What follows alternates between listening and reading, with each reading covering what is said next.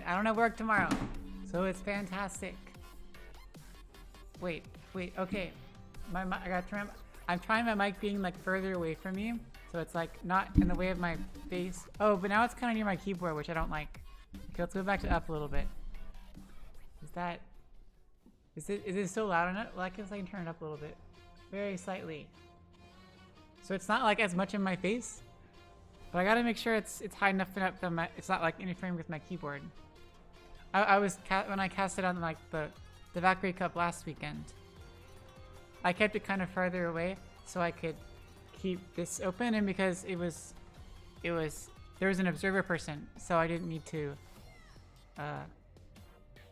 I didn't need to use the keyboard. I mean, it was kind of annoying that way, but it was just watching, which made it a bit easier. Yeah. So tonight, Dota again, Amateur Dota 2 League, no surprises there for all y'all. This is the Contender League lower bracket finals. Best of 3 between Pot of Pride and G.O.A.T.5. Pretty crazy. These are two of my like top. I seem to say this every week. I seem to always be casting at least one of my favorite teams. In this case, it's two of my favorite teams. Even though I continue to be mad at Gambit. I continue to be mad at Gambit for sure. For switching teams. I continue to be mad. But hopefully I will be finally okay by the end of this season. I don't know. I might have a co-caster today. I have 2 people interested. So let me see if I can get them invited. I don't know if they're used to pre-gaming. But Harb, you probably remember Harb, and Mad Max are both volunteering. I will ask. I've already casted with Harb. I'm not sure if I casted with Mad Max. So let me invite Mad Max. If I can find him. I'm friends with Mad Max, but it says I've never talked to him before. It is kind of early though. Let me go through the general logistics. Let's see. Where's the standings? Okay. Let's go up one. And let's show Chrome. So you can tell where we're at. You can tell where we're at. Here we go. Pretty bracket. So, lower bracket, that's this bottom one, of course. And we're at the finals. Lower bracket finals. So exciting. Pot of Pride versus G.O.A.T.5.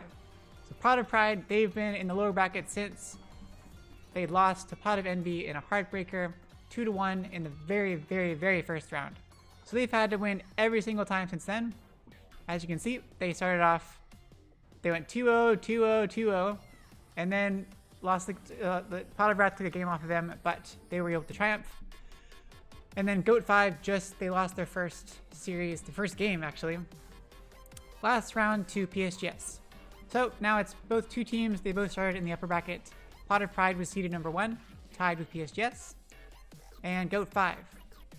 They are going to face off tonight in a best of 3. And then next week will be the grand finals of the playoffs. So that's where we're currently at. Now let me try to go add someone else. Because I can.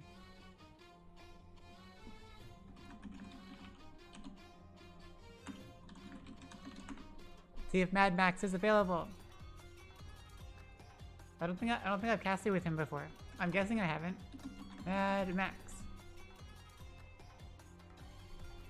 Mad Max. There. Now it's on there. So it's Friday. It's Friday. Okay, let me just start the voice call. Just cuz. And turn my mic up again. A little bit. A little bit. Is it still loud? That's okay. Maybe Mad Max it says that they are idle. We will have to wait a moment before getting Mad Max actually in here. I am kind of early. The game doesn't start for 5 minutes, theoretically. And we're in the lower bracket final, so there's only like 4 different games, or 1 game going on per league. So a very, very small number of teams that are actually playing. Whoa, Phantom's playing with Revamp and Moth Jets. I forget who that is, but that's a very familiar name. So many people ranked Ancient. Whoa.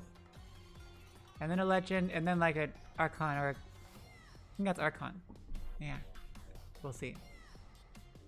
Oh, my food for today is Hello Panda again, but this time it's chocolate. See? It's different. It's chocolate. Because I was going to get Pocky, but they didn't have Pocky at the store. So I will try again this weekend. But they had more Hello Panda. Last week was strawberry. This week is chocolate. I'm trying out these new cat ears, but they really hurt my head. I did bend them into shape, but they still really hurt. So I'm going to put on the other ones again. I like these a lot because they're like hollow here, so I can hook my finger on them. It's very satisfying. And they feel more solid for some reason. They're very sparkly. See? They're sparkly just like the other ones. Yeah. But these ones are still the favorite ones. There we go. They don't hurt my head no matter how long I wear them, even though they kind of feel a bit more fragile.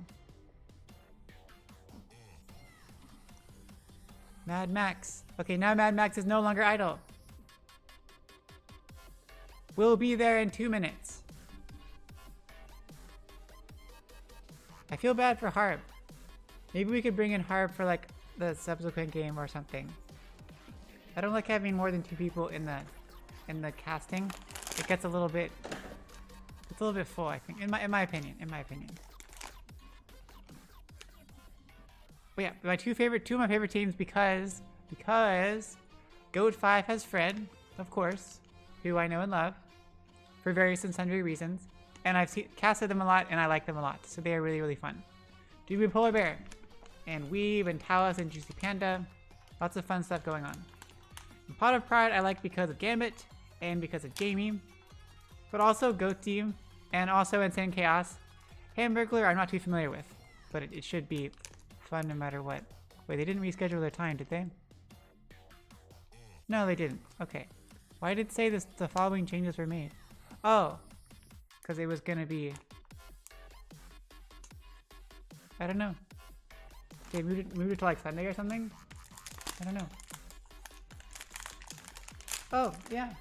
Also, because I'm so concerned this time of being very bi, I couldn't make a decision because I like Pot of Pride and I like G.O.A.T.5. I don't feel like I can... It's not fair. So I brought in 2 of my friends and they each like a different team. Mochi likes G.O.A.T.5 because, you know, that's the classics. But Himitsu, this is Himitsu. He likes Pot of Pride. You know, he's all like the young generation. I don't get it. Pot of Pride's still too new. So for some reason, Himitsu is very cool, is very into that. I don't exactly know. Ow, my head hurts.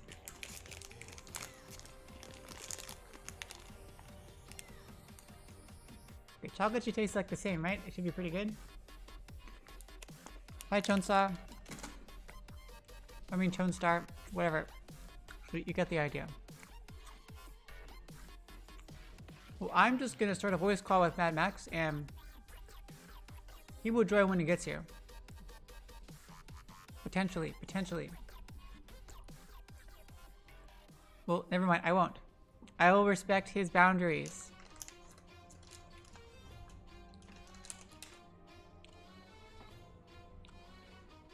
So it's the last Friday of the month. Tomorrow's the last Friday of the month, so I get the day off of work.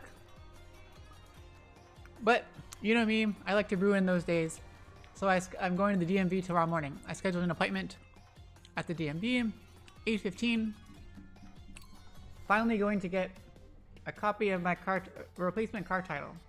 Cause I never got, they said they sent me, or the financial services place when I paid off my loan, they said they were going, that the DMV would automatically mail me my title, like my official car title. But I never got one. And I'm pretty sure they have my latest address because I always get the car registration updates. But I never got one, ever. So now I'm gonna have to go apply for a copy of the title. How exciting. And here is Mad Max. Potentially. Hello. Hey Hello. there. Maybe. Can you hear me? Oh, you are ridiculously quiet. Now I turned you up to 200. How about now? Testing, testing. 1, 2, 3. Okay.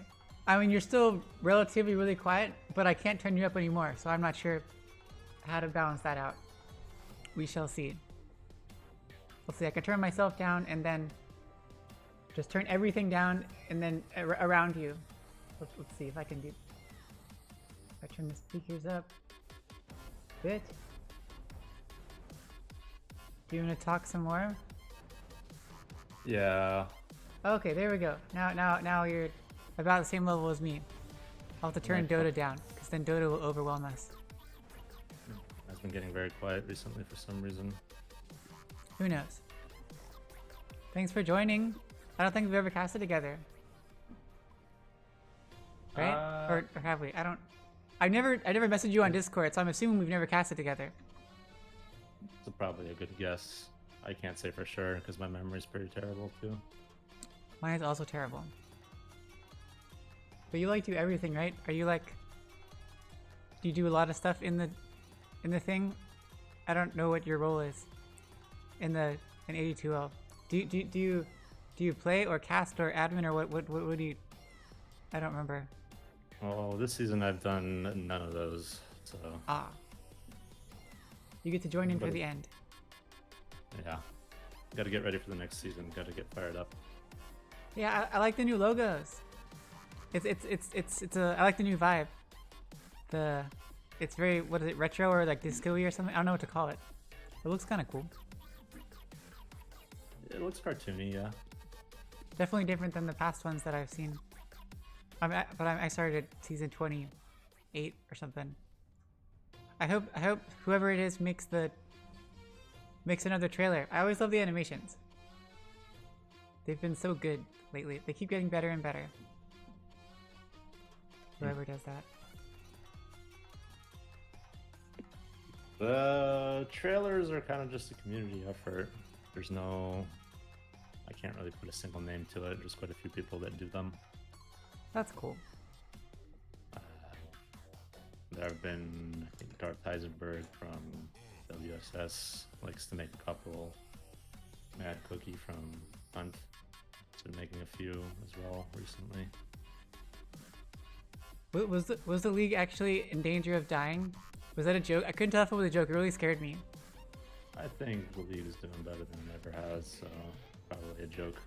Okay, I'm glad it was a joke. I was like, this season 32, there were like way more teams, at least in Contender, than there were before.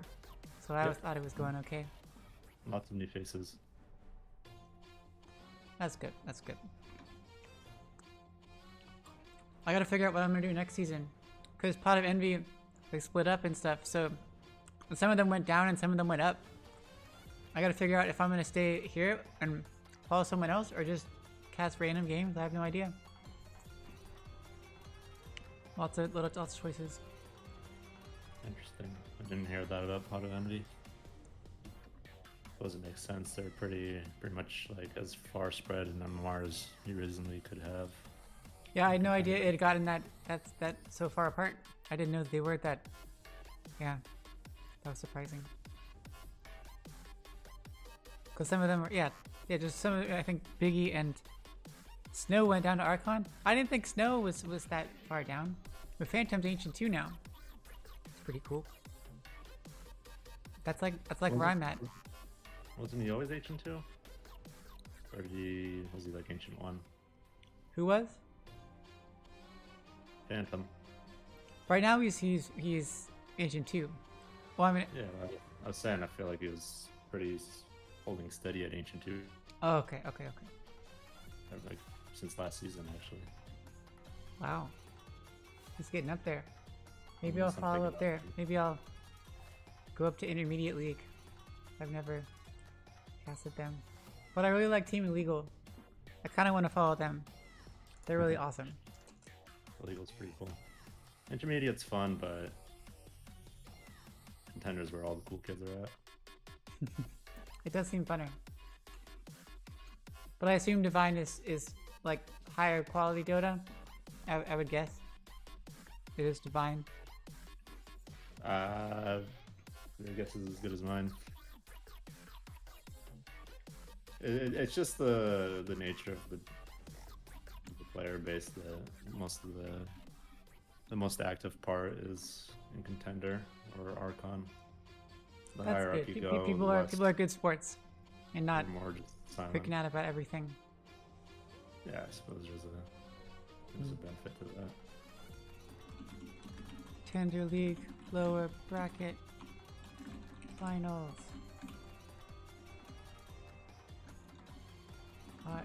Pride versus G.O.A.T. Are you in the lobby? Huh? Are you in the lobby? Is the lobby up? Oh, I'm in the wrong region. That's why I was so confused. I'm like, where in the world is the lobbies? Oh, jeez. My bad. I've been sitting here. Because the other one was in EU and I've been so confused. Yeah. I heard about that. I've always been a US East one. How was that, by the way? I wish I would have watched, but... Yeah, it was so early. I mean, I guess it obviously went to normal times, but that was ridiculous.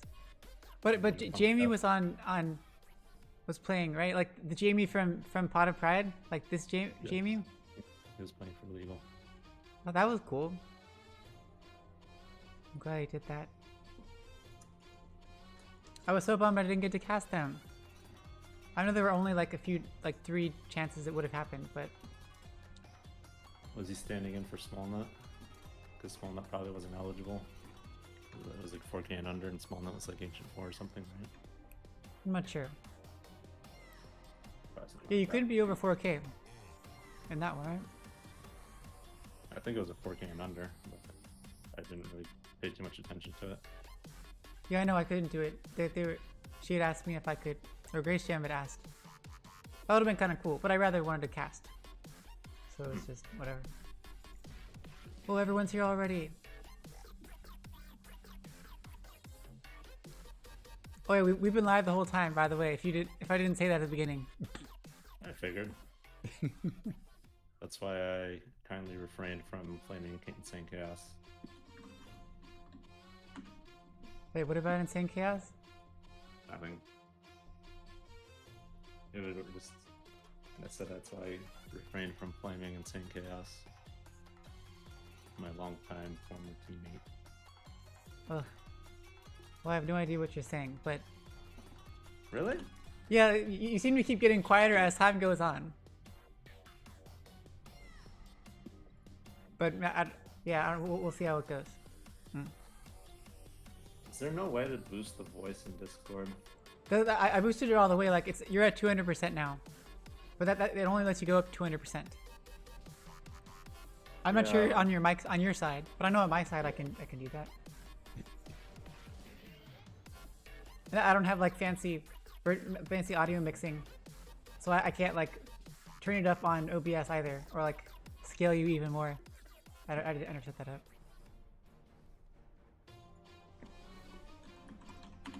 All right, I'm gonna try something. I might recommend preemptively lowering me. Oh God, okay. Preemptive lowering. How's that? Whoa. Okay, that's definitely much louder. Okay. Okay, I will preemptively lower you even more. I like this. For some reason, it was my microphone level was down to 50% in Windows. Oh, Windows, silly Windows. I don't remember doing that ever. Well, now you are definitely louder and visible, or hearable, whatever the word is. That's good.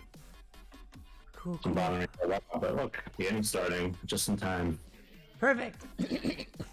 Let me switch the thing. Everyone can watch the thing. Oh, I gotta turn my audio on in game. Open it. We're back to normal. Okay.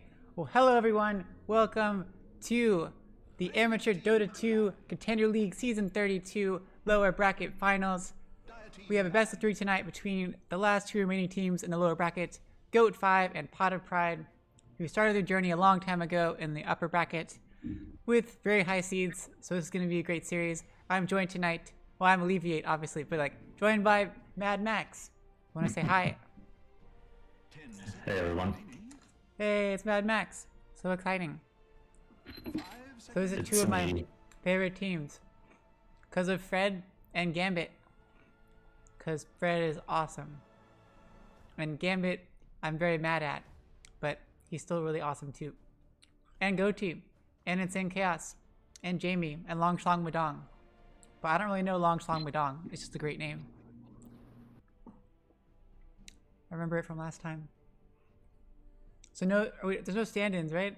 I don't know who Long Shlong Madong is, but I remember it from before.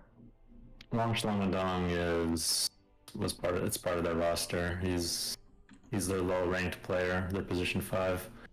Is it the Hamburglar one? Oh, yes, that's it. Okay, that's it. Yes. I mean, technically, Potter Pride has a stand-in in Magic Fish, but it's just that weird situation they've been doing this entire season where they haven't played with their actual rostered player this entire time because something happened to him. So they've been just using various people to fill in. 5 seconds remaining. Well, I'm glad it's at least being consistent. That's always helpful for it to be consistent. Well, we're getting started off with a bang. I'm glad to see Dawnbreaker picked up. Definitely, now that she's in captain's mode, everyone's picking her, and she's very, very fun. Fun to watch. Fun to see. I'm not sure what the normal is for whatever position people play her on. I feel like it hasn't stabilized yet, at least in the games I've been seeing. But I don't know. Maybe you know better than I do what the thing is. I haven't seen her played in Captain's Mode game yet, but that's just because I haven't been following Captain's Mode games. Okay. She is fairly viable in pretty much almost any position. The mid and safe lane might probably be more reserved for pubs, but I think as anywhere from a 5 to a 3, she's pretty strong. It does seem like she benefits from getting farm and getting that level 6, but definitely not like being an actual carry in a for real game. I guess we'll see. Maybe we'll see Fred play Dawn. Who knows? Monkey King pick up for a lot of Pride's interesting. I've been hearing a lot of Jamie talking about his position 4 Monkey King. Oh, pause for Monkey King. What? But that might... Okay. I mean, I guess I've seen that before. That'd be interesting. I'm liking the Nyx pickup up against Dawnbreaker. That's like a really good pickup. Kind of counters all of her junk with the Carapace and Mana Bird and whatnot. That'd be pretty cool. The Monkey King. I remember being some changes to Dawnbreaker. Like, I think that Nyx is pretty much can cancel Dawnbreaker's ult with his Spike Carapace when she's across the map, which is really, really strong. But I can't remember if the changes that Dawnbreaker got alleviated that or not. Yeah, I think Carapace will cancel all of Dawnbreaker's all the active skills. Like every single one, they get canceled. But once you at least get the shard, then you have the awesome magic community. Yeah. Yeah. And I like her scepter, even though it seemed like really expensive. I do like having the long Dawnbreaker ult where she can time it. That's pretty cool. Yeah. Ooh, that'll look really pretty with Gyro's ult. The giant big call downs. There's a lot of cool ults coming out. I think the changes I was thinking about from Dawnbreaker is that maybe leashes or roots don't cancel her spells anymore. Oh. 5 seconds. But once again, not entirely sure. Yeah, I'm not sure. I guess we'll see. Oh, if we see a leash or a root hero, then or Atos or whatever. I would think it would, but I don't know. We got some big AoE junk right now. Dawnbreaker, Gyro. I guess that'll be Juicy Panda on the... Wait, no, yeah, is Juicy Panda the carry? I think so, yeah. Juicy Panda's the carry. And the Gyro. Monkey King has Wukong's command, so lots of giant AoE stuff. That should be fun. Potter Pride is hiding their cards, though. I wonder if G.O.A.T.5 knows about Jamie and the pause for Monkey King. See if that's a thing. I mean, he hasn't been very, very discreet about it. He's been bragging about it for a long time. But it's a very weird thing with Potter Pride because you don't actually know what positions that they're going to be playing. I mean, Jamie has been, for the most part, playing position 3 for the team, but Magic Fish, the stand-in they got, plays both 3 and 4, I feel like in equal amounts. They do have last So they pick, can very so easily they can definitely like, switch swing it something around. up if they want to. They could always swap Monkey King mid if they really want to. Yep, Insane Chaos is a big Monkey King player. So Monkey King can be anywhere, it seems. Literally anywhere. Yep, That's it's great. the right Great way to see. do it. First phase heroes that you can flex into multiple positions. Well, a wide variety of bands come out. Seconds remaining. A pause 2, a pause 1, and a pause 3 randomly banned out. Batrider, Weaver, Night Stalker. Ooh, Battle of the Giant Hammer-wielding healers. The female Omni Knight versus the male Omni Knight.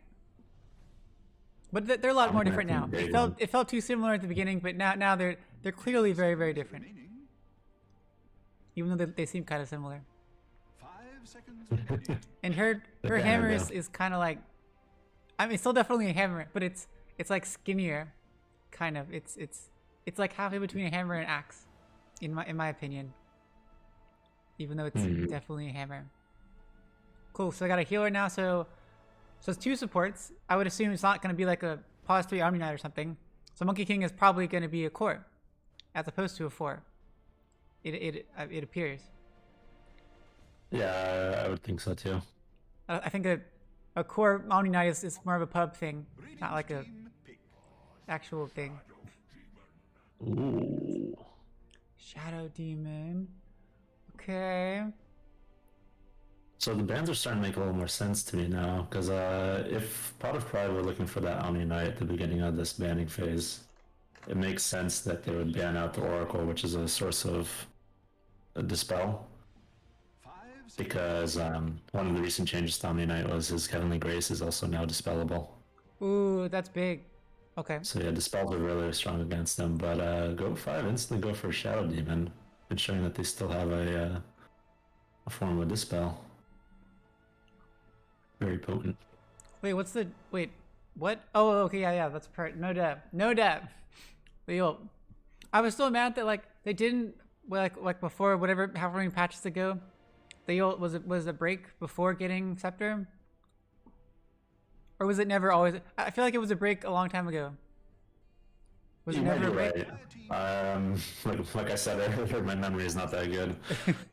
Oh, I will seems- pretend like it used to be, and then I'm mad that it's no longer a break. You have to get Scepter, and that's annoying. And like Nyx used to be a break. They took away the breaks, and they took away all the crazy movement speeds. I'm very unhappy about all of those things. And to be fair, there was just way too many sources of break earlier. It was pretty There much... could never be too many when you're up against Bristleback and Timbersaw. Radiant team. But yeah, definitely. Ooh, Drow. What a weird lineup. Well, they have Mag picked up on G.O.A.T.5. Nobody can really benefit from the power except Dawnbreaker. And assuming well, I guess we don't know what position Dawnbreaker it is. Mag could be Seconds remaining. mid, of course, or off lane, or probably not a 5 support seconds Mag. remaining. That'd be kind of weird. But Drow.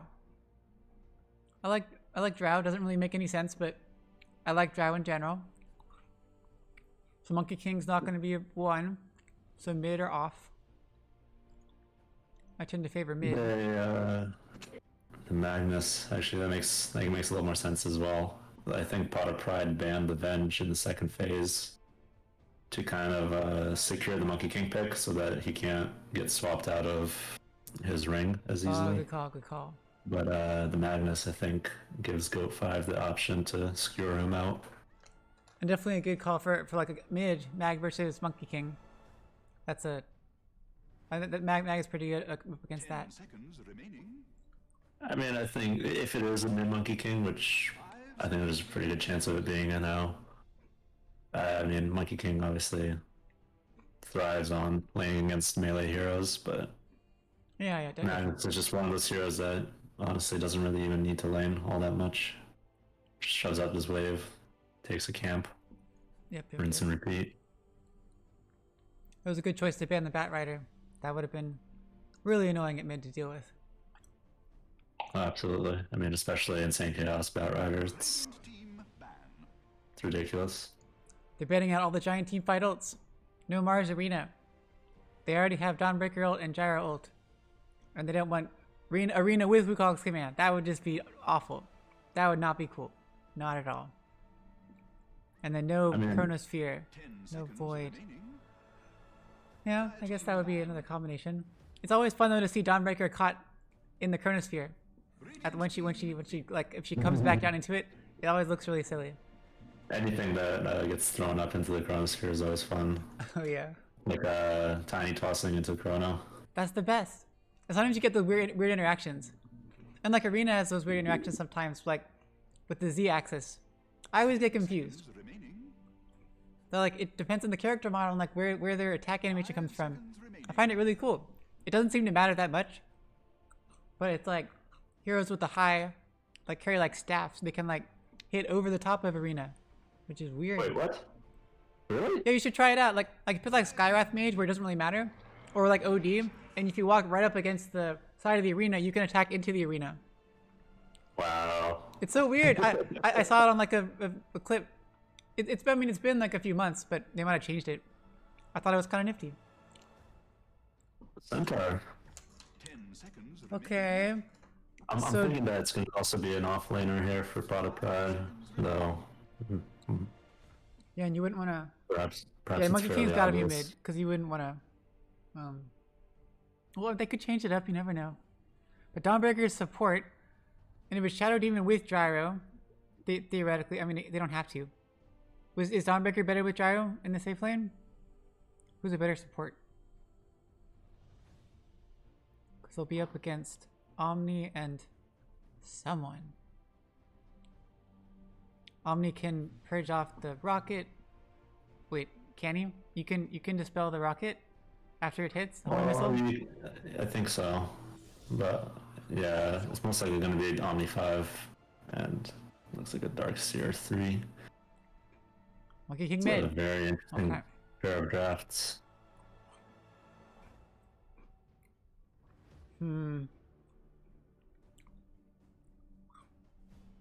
Sure. I can't tell who's gonna see. Let's see. Who you have a clear advantage here.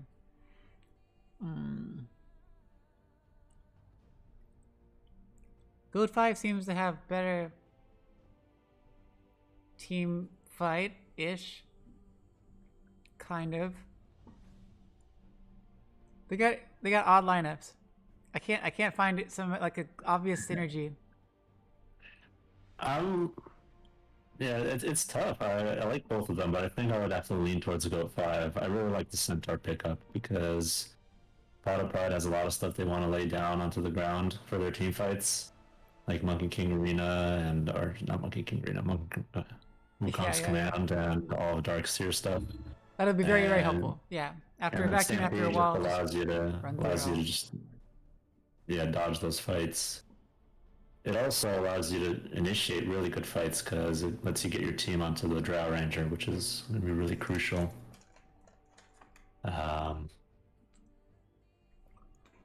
Yeah, I'll go with G.O.A.T.5 too. But a lot of their important stuff. Well, I guess Centaur and Dawnbreaker, their stuff has lower cooldowns.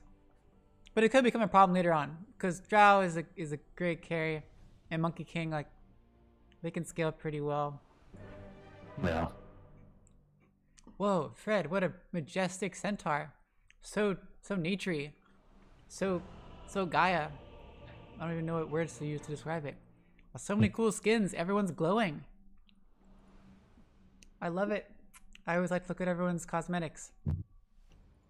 Now that we're paused, we can examine them more closely. Monkey King's one is the same as always. Omni Knight has a bunch of flashy stuff. I've seen it too much. I'm not excited.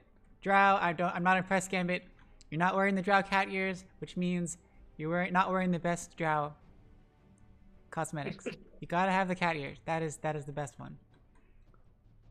Darkseer looks cool. I like that one. Jamie. Got the hat and the hourglass and the cool gloves. Wizard hat school. Every hero needs a wizard hat. And so many of them do. I I want wish a I wizard had. hat for that. I wish I got what's her faces. God, what's Dark Willow's for the Halloween one. I thought that one was cute, but Yeah. I never got that one as a drop, or was it buying? I don't remember. I never had enough to get it. I never got it. Yeah, that was an interesting set. Honestly, not that I want to really get too deep into set discussion, but I felt like that one was almost a little too much. The Halloween. The Halloween, yeah. Yeah, there were All the so Halloween many stuff. There's like things. the Pudge one as well. Everyone can get a pumpkin head, and then Yeah. the ghoul auras, and then the all sorts of stuff. I kind of gave up on that one, on the Halloween one. It was a bit over the top. Okay, but things are nobody's happening, but they're all kind of staying at top rune. We might see an interaction. They're all chilling, but naturally, G.O.A.T.5 has significant advantage when it comes to stuns. So I would expect them to get it if they're even gonna attempt. Voice lines. Wow, have they all gotten the support packs already? Those cost money. Here we go. Are we gonna have an interaction? Say hello. The battle begins. Down the strike? No? Nope. Okay. Just a frost arrow. Just one single arrow being exchanged. So There's crazy. nine heroes up there, and only one hero was exchanged. How do you feel about the compendium? That I feel weird about it. That it's all so separate and there's no things in it. There's no. You don't get to do the normal compendium things because it's like its own separate deal. I'm bummed about that. Whatever. I'm not too happy about the way Val has been handling the last couple battle passes and everything. But Oh, whatever. At least they tried. there's a game going on. Oh, and we have the new. They fixed it. I'm so excited. So yeah, when they changed, like, do you see the new caster UI, new spectator UI? It like looks Yep. different. It was broken for like a week, and it was broken during the tournament. You couldn't click on heroes. You had to click and drag to select them. You couldn't click on them. It was so annoying. Oh Very god. inconvenient. I had to teach them like, cause I figured the workaround last week, and so I told them about it. It was a pain. This Dawnbreaker's going in hard. It's bottom lane. Yeah, Starbreaker. Venom Orb. Oh, this is interesting. The Pot of Pride, they swapped the They carry. did. Gamut's laning bottom. What in the world? Okay, roll call then. We gotta figure this out. So Jamie is at top with the Darkseer, with the cool skins in the safe lane. Okay, supported by Long Shlong Wedong on that Omni Knight, very glowy as well. They're up against Talus on the Shadow Demon. Oh, there's a big heal for taking the damage. Talus on the Shadow Demon supporting Fred 0, 1, 2, 3, 4, 5, 6, 7, 8, 9 on that Centaur. Not gonna have very much fun up against the Darkseer. Oh, whoa! Long Shlong Wedong not paying attention. Talus grabs the courier kill. Well done by Talus. Nice whiff swap onto 2. Getting a lot of damage out, but there's a Heavenly Grace and the Surge away for Jamie. Over at mid, we've got Insane Chaos. Finally got the Jingu stacks. Because got the Boundless Strike at level 1. Oh, whoa. Nick's getting pretty low at bottom. Do Polar Bear use a Starbreaker, did a lot of damage. Is it going to be enough? There's some Frost Arrows coming out. Holy Missile sent out onto Magic Fish, right? Is it going to be enough? The flat cannons and first blood drawn by Jesus. Well done. Well done. That range from the flat cannon. And the vision from the homing missile as it got there, like right as it was arriving. Because you get like vision around the rocket, right? Not like of the target until the rocket gets there. I believe so, yes. That was cool. That was pretty slick. Well done. This Dawnbreaker's doing work. Now she's pressuring this monkey mid. Centaur at top gets so low. There's a banishment onto Jamie. Jamie's fine. Jamie's fine. Oh wait, but I meant she went mid, or she's just chilling. Yeah, she went mid. Monkey King was sitting on maybe like 100 HP, but he just used Boundless Strike with Jingu to heal up to full. Of course. Well, do a Polar Bear stole the rune. Very nice. Oh, you want to get the water rune? No, we're okay. But Weeb has a bottle. Nice jukes by Insane Chaos. Darkseer is pretty low at top, getting poison stacks by Talus. Is it going to be... Nope, not going to be enough. 10 stick charges, we're all good. Trying to figure out why they swapped the lanes here on Pot of Pride. I'm thinking the only reason it makes sense is to try and give Jamie a better lane with the Darkseer. I mean, it's easier to use Ion Shell against the That's what I melee hero figured. like Centaur. But I don't still, think like, this really favors the Drow too much. it does seem like it's leaving Drow very vulnerable. I think you're lucky she hasn't got killed yet. You gotta be really, really careful. It's like if you put like Dusa or something in the off lane, I mean, it's just dangerous. It's dangerous. But again, it's holding steady. He's pretty much even with last hits. Oh yeah. So at the bottom we've got Gambit, Axion, big personalities on the Drow, missing cat ears but with lots of feathers in the bow. Supported by Magic Fish, apparently. I always forget it. So Magic Fish on the Nyx with cool skin as well. They're up against Doobie Polar Bear on the Dawnbreaker. They are juking it out. Dawnbreaker has boots now, very fast. Supporting Juicy Panda on the Gyro, which we've seen many, many times before. Many, many times. And going for the max flat cannon, 1 level of homing missile, and then stats. Best gyro build. Yeah, I mean, I think they definitely can outfarm a Drow, but a Drow is also a very early game hero. They can put a lot of pressure on, especially with a Monkey King. And Drow is? The entire Pot of Pride Drow is very, very good at applying a bunch of pressure early on. Well, what's so good about Drow in that? I know she can like harass and like multi-shot, but it's not. Is it that good in the early game? I mean, she's just. Oh, they're going on a Gambit. Homing missile coming out. There's Starbreaker. Didn't get canceled by G.O.A.T.5 because Spike Carapace is on cooldown and Gambit's gonna go down. They was to time that so well. Magic Fish must have used. Oh, one more hit and double kill, or 2 kills. Very well played by that Dawnbreaker. Wow, and timing it right after the Spike Carapace went off cooldown, or went on cooldown. That was very, very, very well done. Because yeah, that's like the perfect counter to Dawnbreaker, as we discussed before.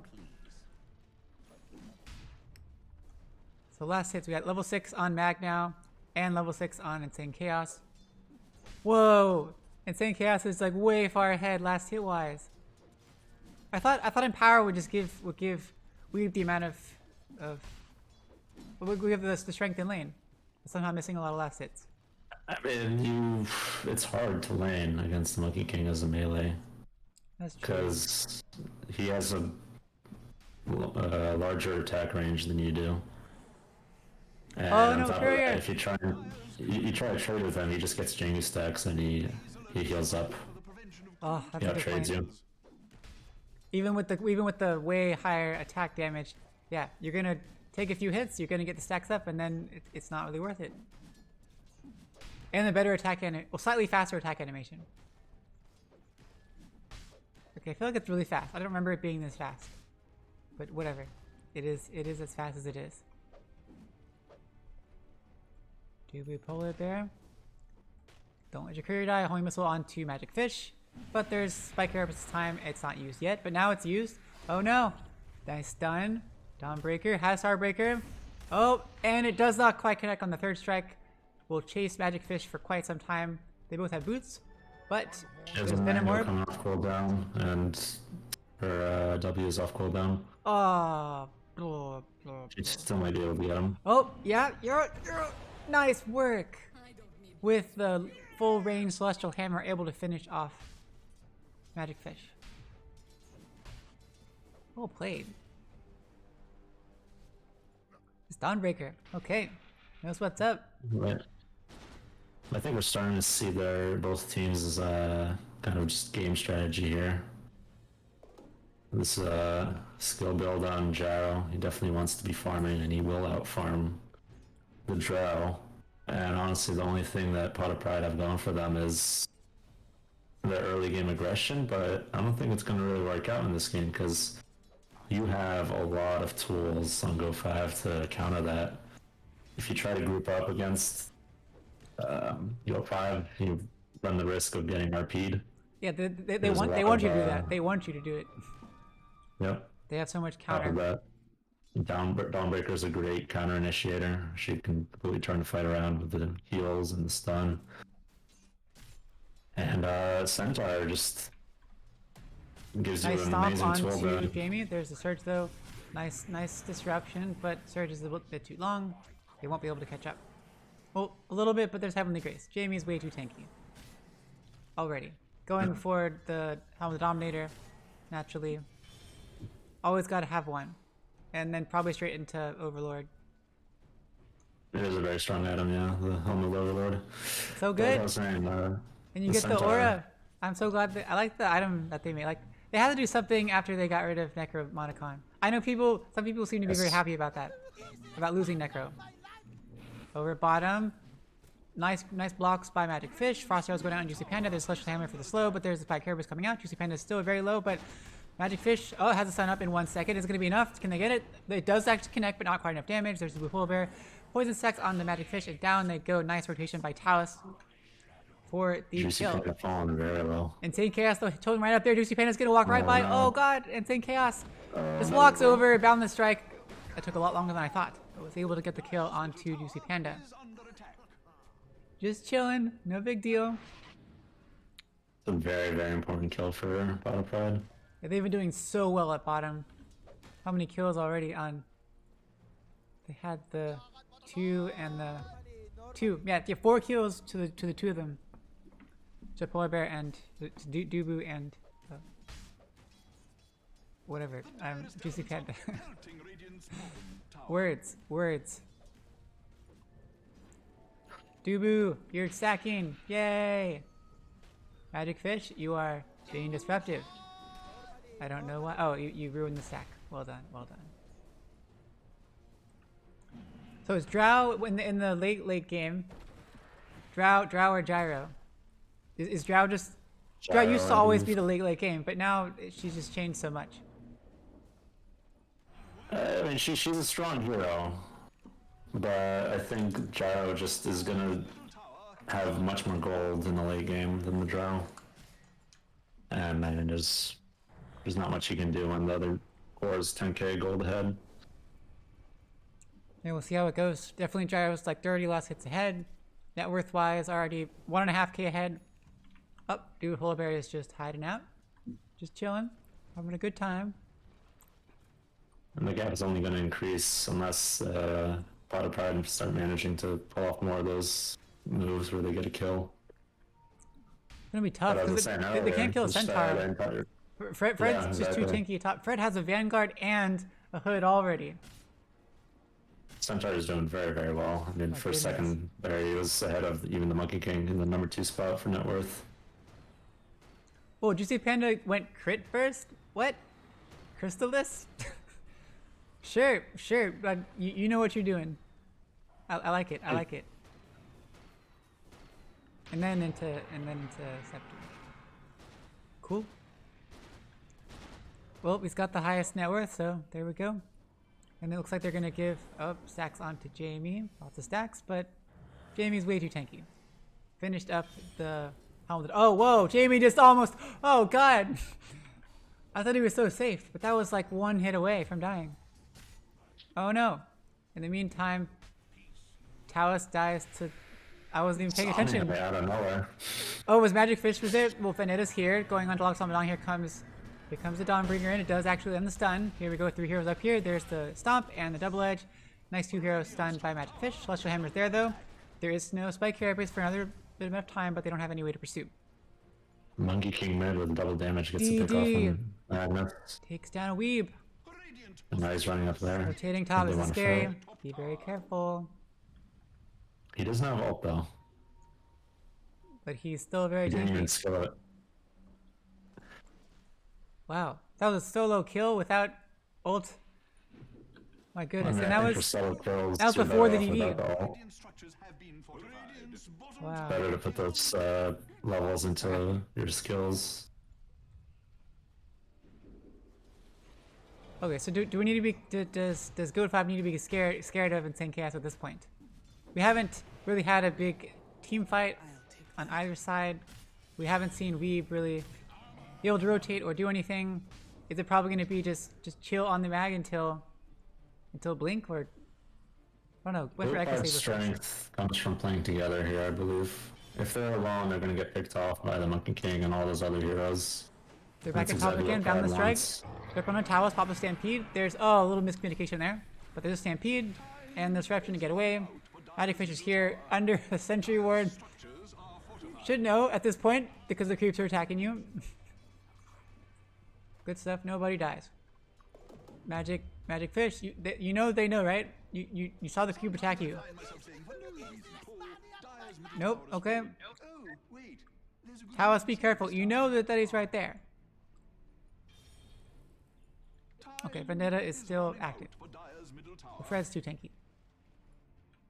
And we got the 6 on Dewey Polar Bear. Gonna be back up in 5 seconds. Vendetta does wear off. The Dawnbreaker is going to go for Holy Locket. Okay, that makes sense. Syncs well with the ult. And the whatever that third skill is called, Luminosity. Luminosity. So dramatic. Up, Stun connects. Weave going for Blink next. Maybe we'll see an RP eventually. Talus is pause 5 things, so waiting for pause 5 items. Juicy Panda is halfway to Scepter, but Insane Chaos has arrived at bottom again, hiding in the trees. I never noticed until I was casting the game that you can see the trees move in the Fog of War. Whenever he hops between trees, that's kind of cool.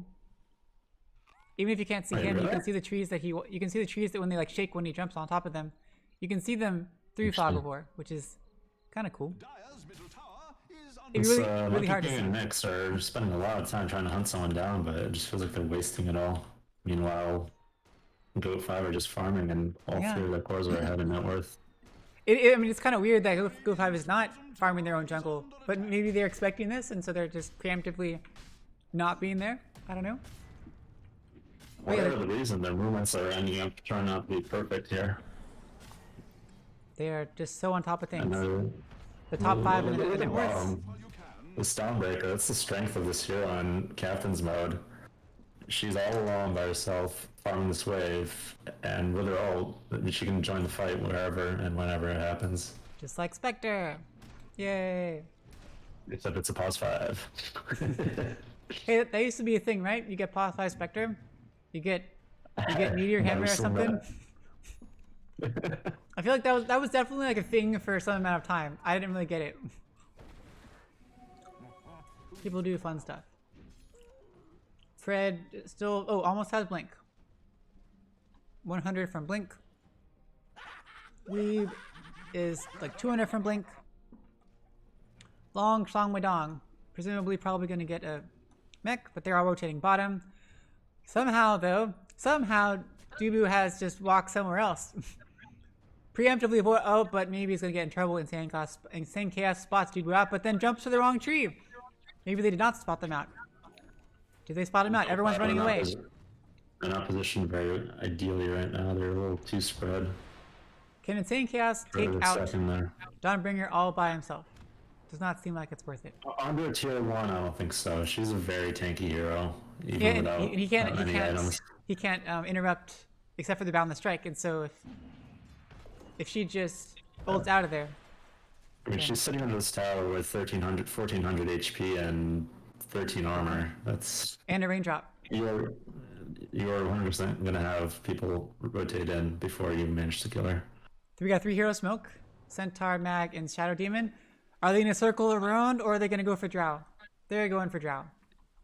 Oh Gambit, oh Gambit, oh Gambit, oh Gambit, oh Gambit, oh Gambit. Blink, Stomp, Double Edge, Blink, Stampede used just for fun. Oh, Dawnbringer getting it out. Nice stun, it does connect onto Polar Bear. They're all here. Here comes Insane Chaos. There's Jingle Master stacks, and down goes Dubu. Killing spree for Insane Chaos.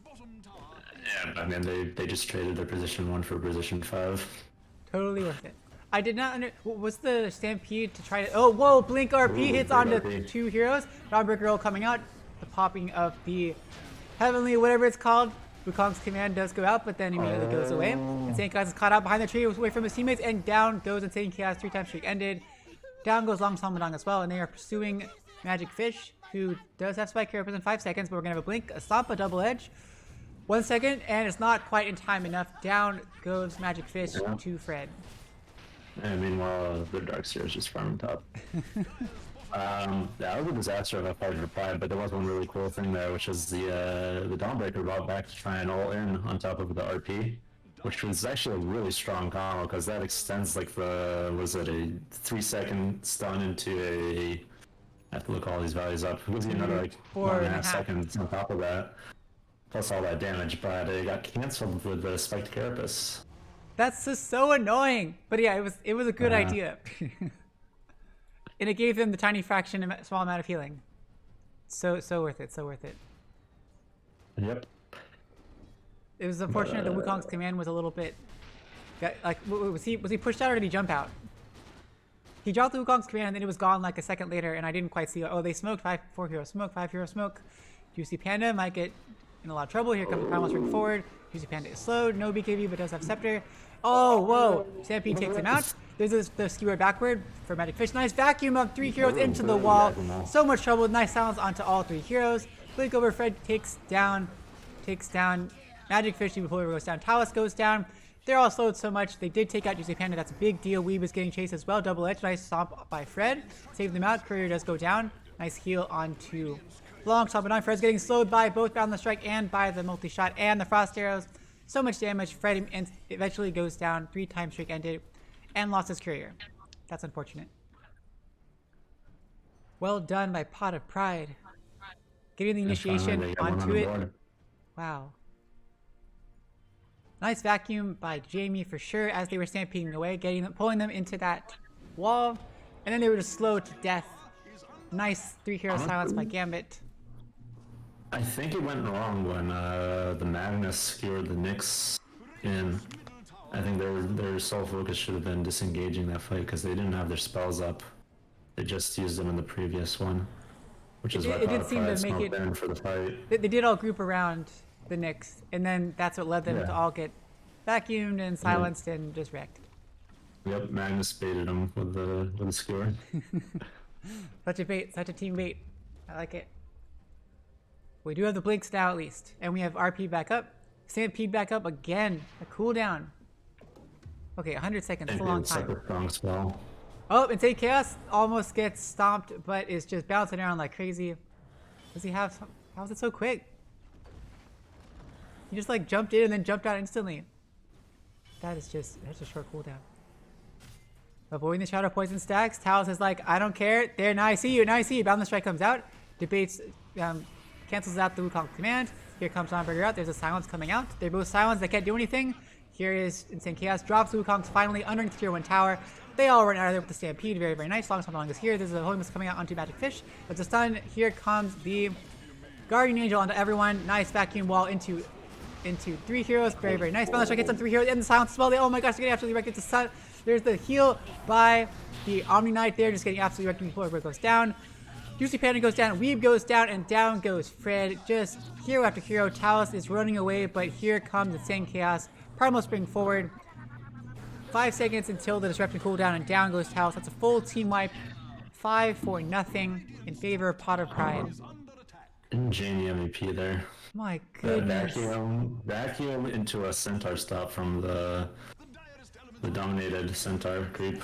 That was so good. It's absolutely brutal. They've been timing them so well together, and the Guardian Angels have been really great. And Gambit's always there for the follow-up silence after the vacuum. Wow. Well done, Jamie.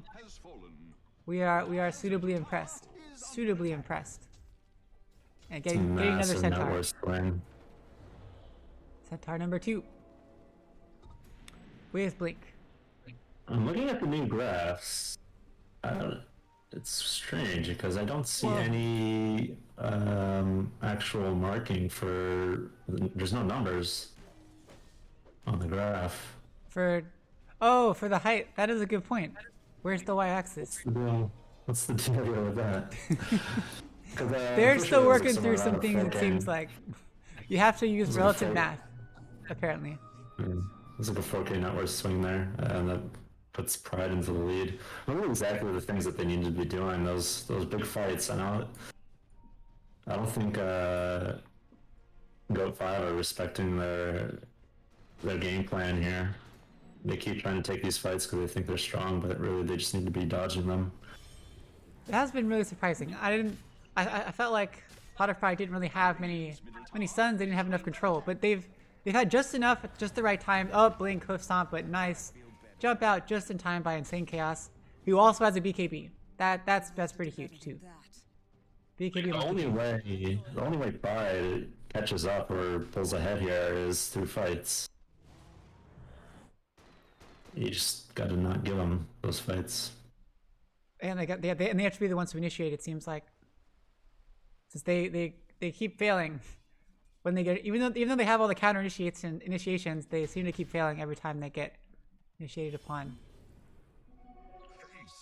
Well, everyone's ults are now up. I mean, because they usually like they dodge with Stampede, but they don't like fully dodge the fight, and then kind of somehow end up going back in. Good point. Yeah, they're not fully extracting, and then they hang around too long, and then they halfway go back in, and then it's just like, okay. Well, they're taking out this tier 1 tower. Here's a Vendetta with Nyx coming over, trying to find anyone and everyone. Everyone's kind of separated out. There's the Glyph fuse. Jamie has Blink going for... So not going for Overlord, just sticking with the Helm of the Dominator. Going for Scepter, I guess. Which I personally don't feel like is worth the money, but a lot of people get it. And so I'm guessing it's actually worth the money when you do the math. Like the Ion Shell, the 2 charges and the bonus HP. Oh no! Oh! The sun was just barely too short by Magic Fish, and Dawnbreaker is able to get out. Well done, Doobie Polar Bear. So some interesting numbers here. This Jar has almost 100 more last hits than the Monkey King, but they're pretty much neck and neck in terms of net worth. Wow. That's how much these fights have been doing. Yeah, 7 kills for Insane Chaos. Involved in 12 kills. Juicy Panda only has 3 kills. Involved in 9. Oof. I feel like Juicy Panda needs...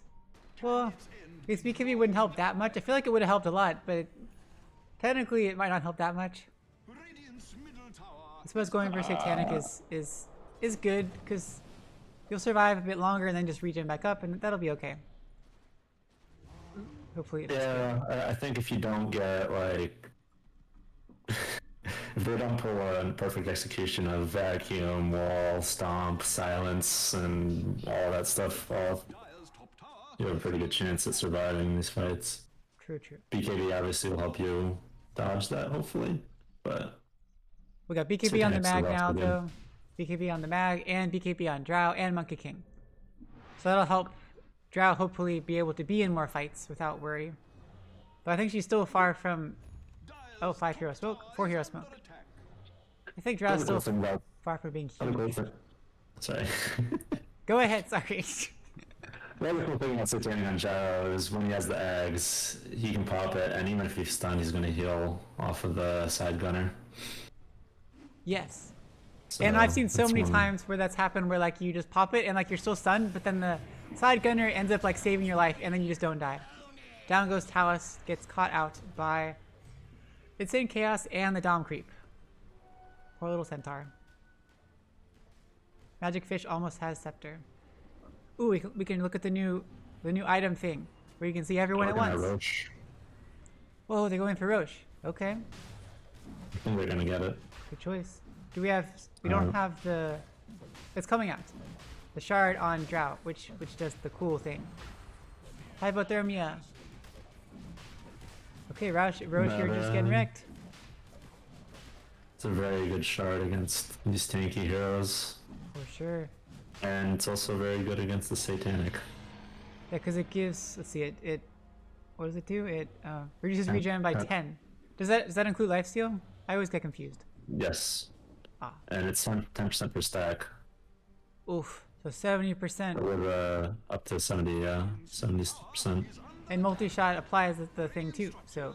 Yep. I think they fixed it recently so that it applies hypothermia too. Whereas before I think it was just applying the frost arrow. So GC Panda really needs that BKB now. But never. Okay, going for it now, but I wonder if he will be regretting the choice to go Chrysalis first. Oh no, Talus! Oh, pushes to the low ground. Well done, and Talus is able to. Oh, but no, here comes the same chaos. Merciless on the strike. A couple more hits. There's the nice banish by Talus, but here comes the vacuum. Celestial Hammer for a little bit of slow, but not quite enough. Down goes Talus. BKB was forced by Insane Chaos. Okay. Well, that's cool too. They added a thing when now if you look at that was cool. So now the Roche, the Aegis thingy has a timer on it, and then the BKB when the BKB was active, the BKB had a timer on it for showing like how long it was active. I don't know why it had it, but it did. Yeah, it's like durations. It is a cool addition. Well, like you already see that at the top. Why do you want to see it there, and like on the item itself? Whatever. They did it. I wish they would show the next duration. That's what I liked, when it would tell you how much time the next time you use it is, since it goes down. Oh no, they catch out Weave. Once again, BKB popped by Weave and he skewers away. Yeah, just Pride are 5-manning this, and they're very, very scary. Yeah. So much sustain, like they're able to stick together and not die. They're the ones on the front foot. Or wait, other teams on the back foot, whatever opposite of the back foot is. They're on the aggressive. They take out this tier 2 tower really quickly. No more tier 2s left. And tier 3 item time. I don't think G.O.A.T.5 really want to fight until they get a BKB on Gyro, but that's a really long way away. He's got to get the farm somewhere. Insane Chaos is just everywhere, just jumping around like crazy. Get the shard, and then you can. Oh wait, no, that one they changed that one. They changed the shard. Now it's lame.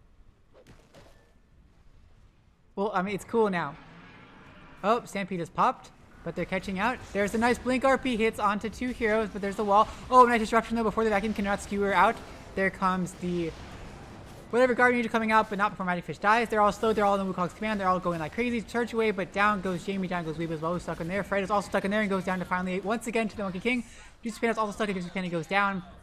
Juicy Panda did pop a Satanic, but it didn't do very much with all hypothermia stacks. Insane Chaos goes on to Talus, and Talus goes down.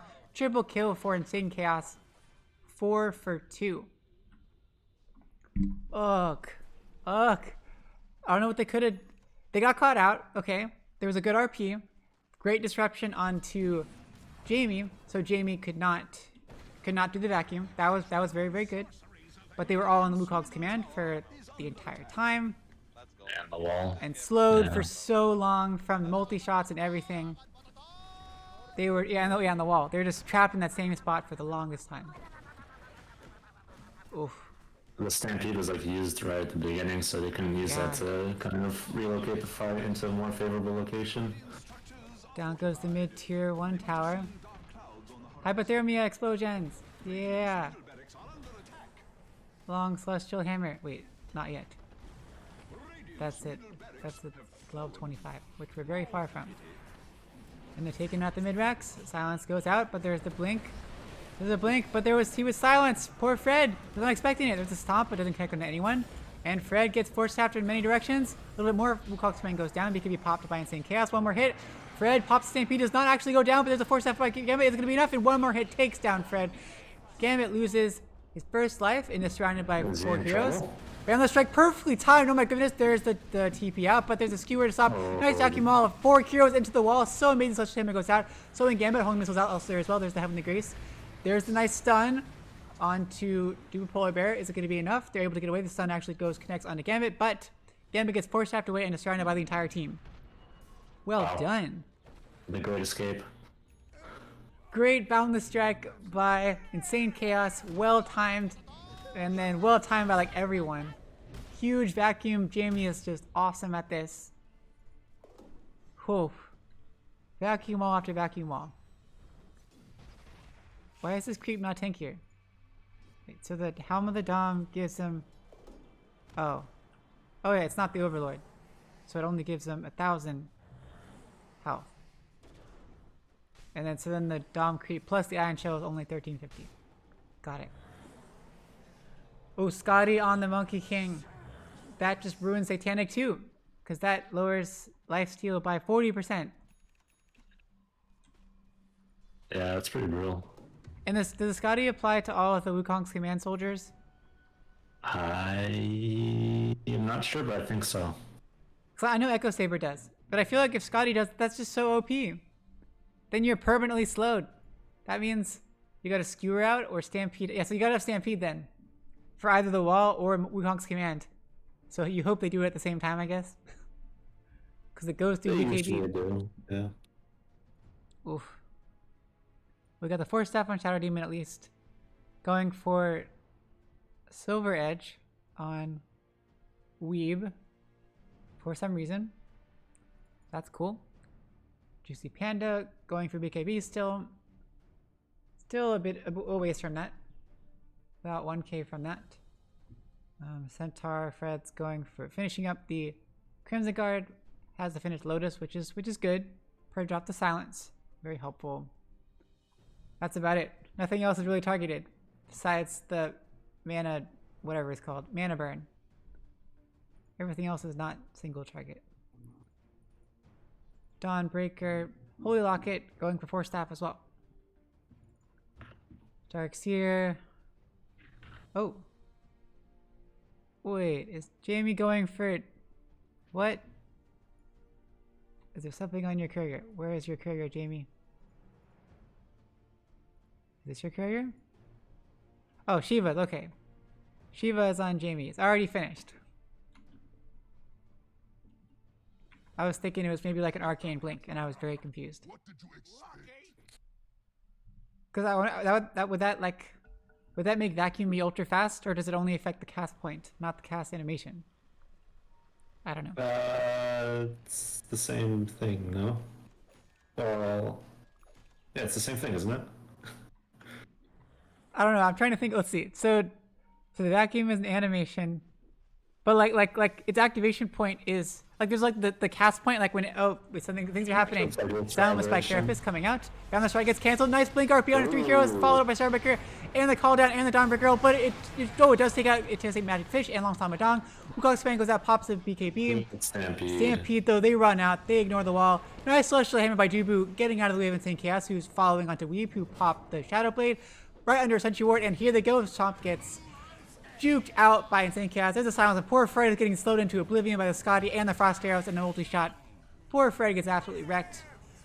I thought they had this. I thought they were going to do awesome, and they did do awesome. But Insane Chaos follows up and takes out both Fred and Dubu, unfortunately.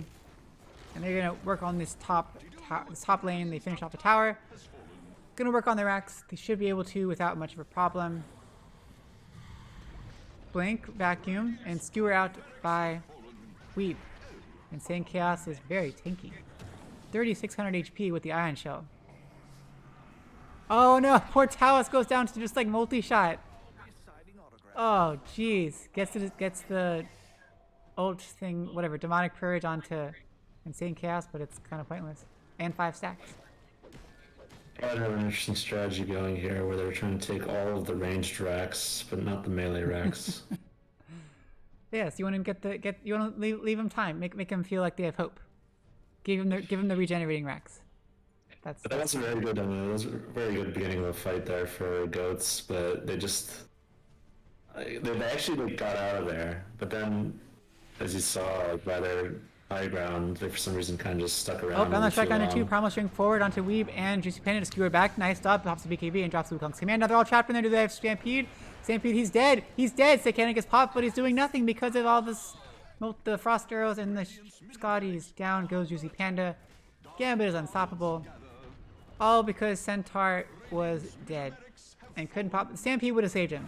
No buyback because he bought the Helm of Iron Will. And it's on cooldown too. Stampede is up, but Juicy Panda has buyback. And has to spend it. There we go. Silence goes out. Fred is in so much trouble. Stampede! Pop the Stampede, but goes down instead. Nice blink RP onto 3 heroes. Very, very nice. Somber Girl coming out. Call down going out. But here's Vacuum Wall once again, and they're all pulled out of there. Down goes Long Samadong, but down goes Fred. Down goes the Polar Bear. They're trying really hard. Weeb takes down Insane Chaos 10th time straight into, but Gambit is here dishing out the damage with the Jamie illusions. Down goes Juicy Panda as well. GG is called by G.O.A.T.5. No buyback on Juicy Panda. No buyback on Weeb. It is over. Oh, there's buyback on Weeb, but they're tossing in the towel. Beauty Boy just couldn't get that BKB up on Gyro. That was really crucial. They were doing such a good early game. I guess he was going for the aggressive build, aggressive plays. I don't understand the crit really, but hey, if you're doing really well, it can't hurt, I suppose. I mean, he was definitely on pace for decent BKB timing. It's just that Pride like really shut him down, which was also absolutely crucial for their game plan. They really came into their own. After that worrying start, Insane Chaos just kept on going, and then Jamie with the so many clutch vacuum walls, and then Magic Fist roaming around all the time. Drow was able to get the farm that she needed. That they did very well on their side. Well done for Pot of Pride. It was really interesting watching that, seeing like these two teams with two very distinct strategies, and it honestly looked like one was going to work, but then the other one just kicked in. It was right around that 25-minute mark, like I was saying with the Drow. That Drow and the Monkey King, you really can't underestimate their early game potential. I was totally surprised. You're totally right. But it was also, Jamie was absolutely vital for those two fights. Without those Darkseer plays, I don't think it would have worked out. Probably would have been a G.O.A.T.5 victory, honestly. Well, congrats to them for winning game number 1. It is a best of 3. So, all is not lost. But this is elimination. This is lower bracket finals.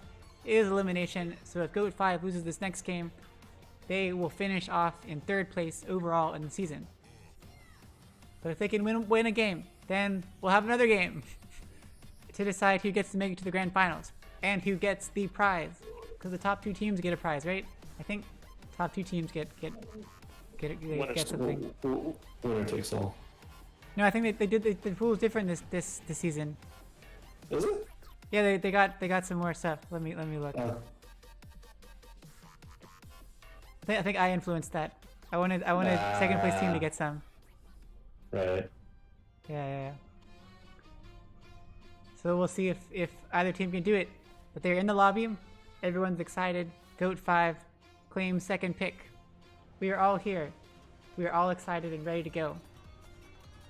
But I really hope that G.O.A.T.5 can win. I'm sorry, no favoritism, but no, I want a 3-game thing. Cause it's Thursday night. I don't have work tomorrow. Don't end the night early for me. Then I have to go do something else with myself. Which is fine. That's okay. But it might be weird.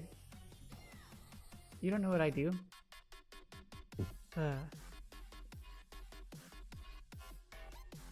Exciting stuff. Except I have to go to the DMV tomorrow morning. But I've been putting that off. I made an appointment, so hopefully I don't have to wait too long. But you know it's the DMV. It's gonna be great. Not a real penguin today. Hello, not a real penguin today.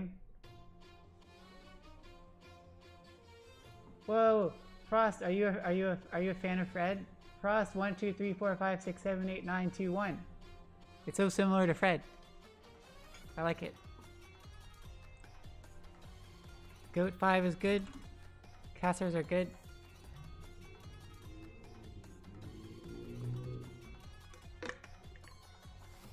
I finished off all of my Hello Pandas.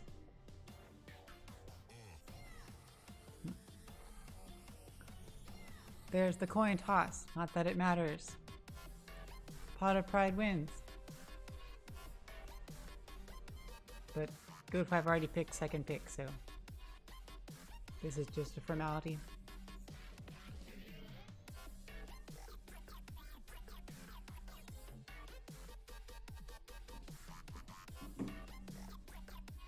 Presumably they're all ready. Pot of Pride gets dire. Long slong dong. Oh no, if Pot of Pride won, then that would mean this is their first time being a team. They can't win in their first time being a team. That's not fair. And I still have to be mad at Gambit. Fine, if y'all win, then I'll stop being mad at you, Gambit. I will forgive you. I will forgive you. Fred, I won't forgive you.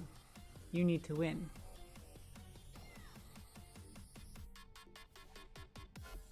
Here we go.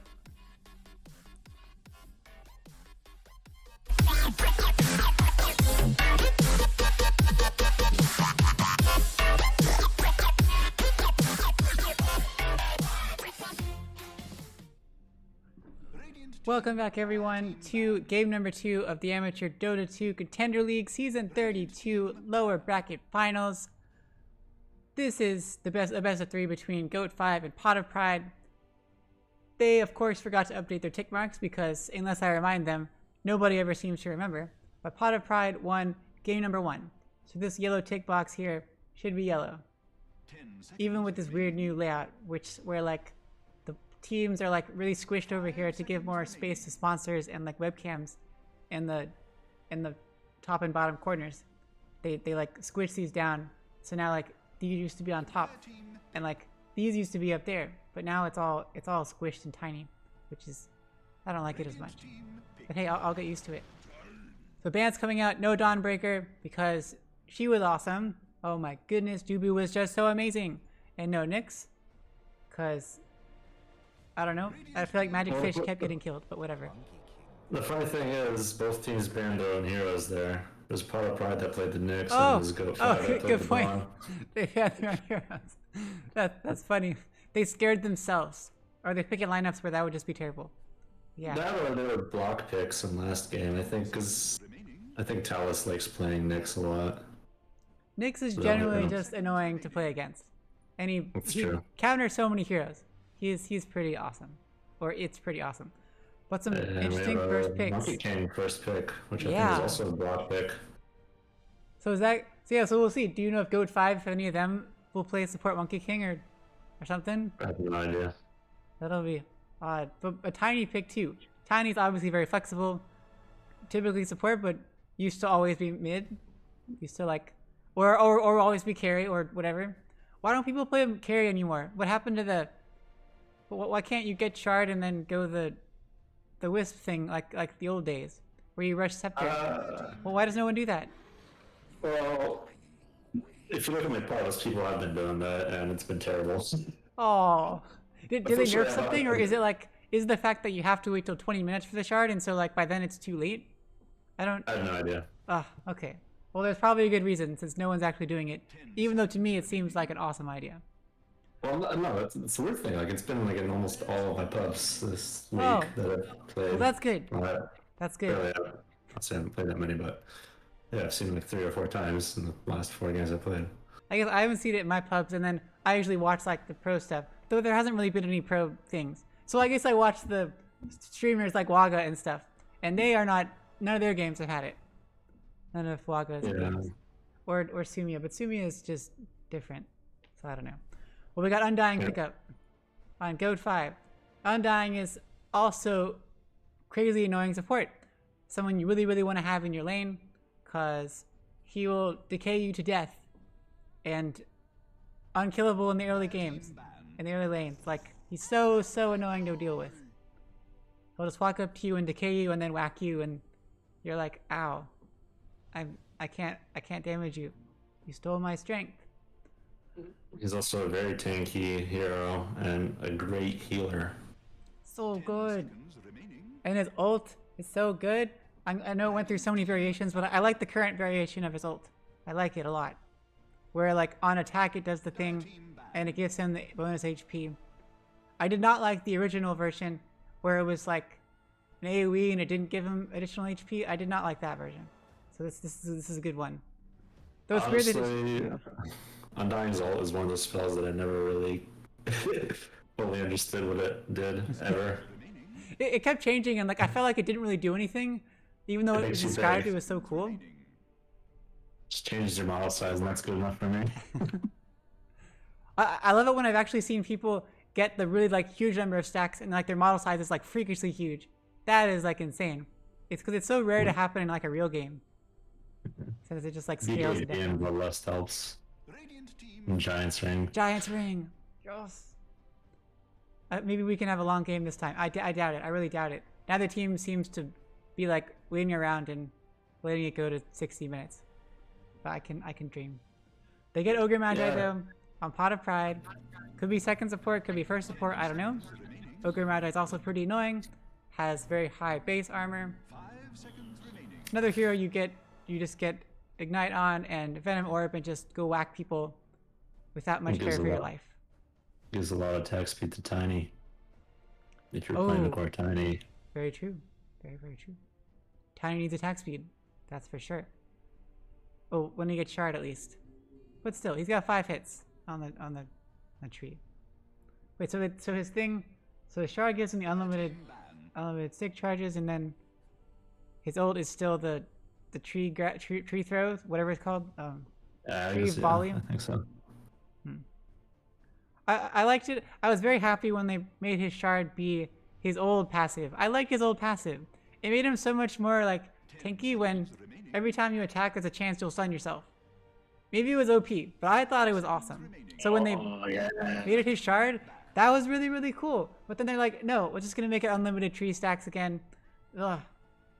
I have fond memories of that craggy exterior playing against like Faceless Void. I would get chronoed and then he would just stun himself. It was so annoying. Like I hated it because you couldn't get around it. It's just oh god, I hate it. Ooh, that Darkseer ban, well deserved.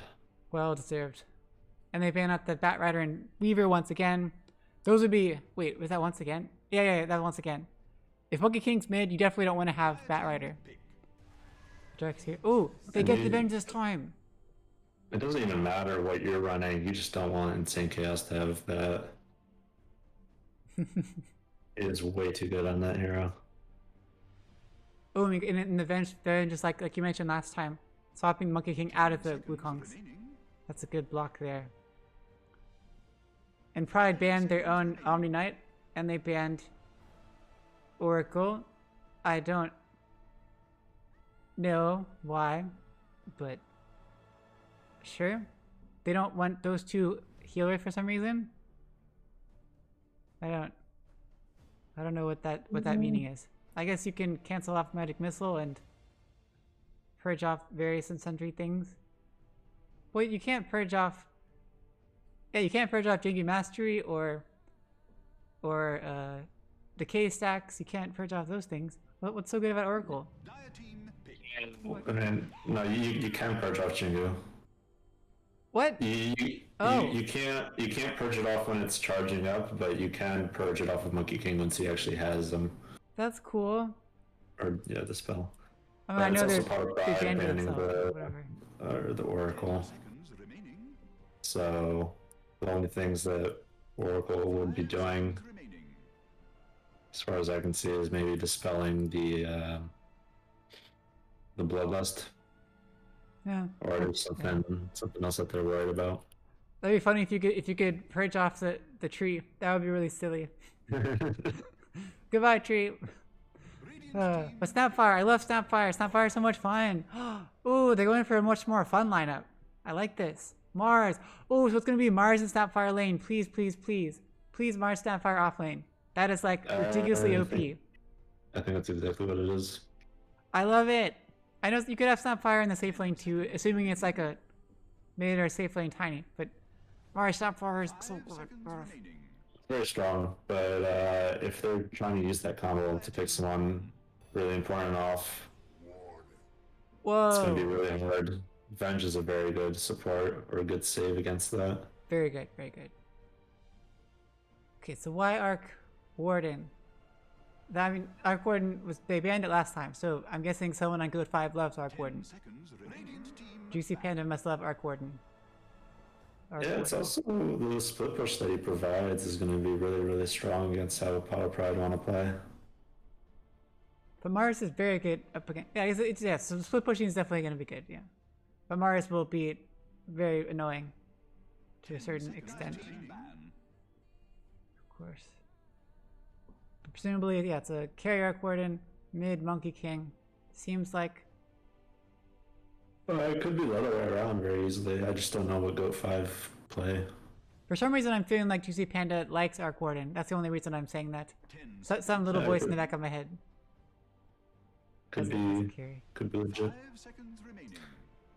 I want to see a dazzle. I never see dazzles ever, because you just get axe to counter it. But come on, just save a pick and just pick dazzle when there's no axe. Team back. I like dazzle. Dazzle is so good. But no one even bans dazzle anymore because it's so easily counterable that they just don't even bother. Ugh. I love playing dazzle. Dark Willow is still my favorite though. My favorite support. 10 seconds remaining. And I'm very bad with Snapfire, but I like Snapfire. 5 seconds But dazzle is so fun just to wreck with. So we still need a something. Offlaner, presumably. I'm a big fan of Dazzle too. I think it's just that he's not that good of a healer. It's as far mid as dazzle. heroes go. Mid dazzle. Is that a thing That's the still? thing. Oh, probably not anymore. Only in pubs, I guess. Well, no, because like when that was a thing, it relied heavily on Necro book. Oh. 10 seconds. Well, I was just got such a fan of when they gave the passive ult armor reduction, and you just go all armor reduction stuff, and that'll get you through mid game, and now you got the shard too to help you scale a little more. I was a fan of it. He doesn't have a way to flash farm up anymore to be viable as a mid, I don't think. Oh, The Necro book was really, really strong for him. well, I guess that makes sense. Well, still fun anyway.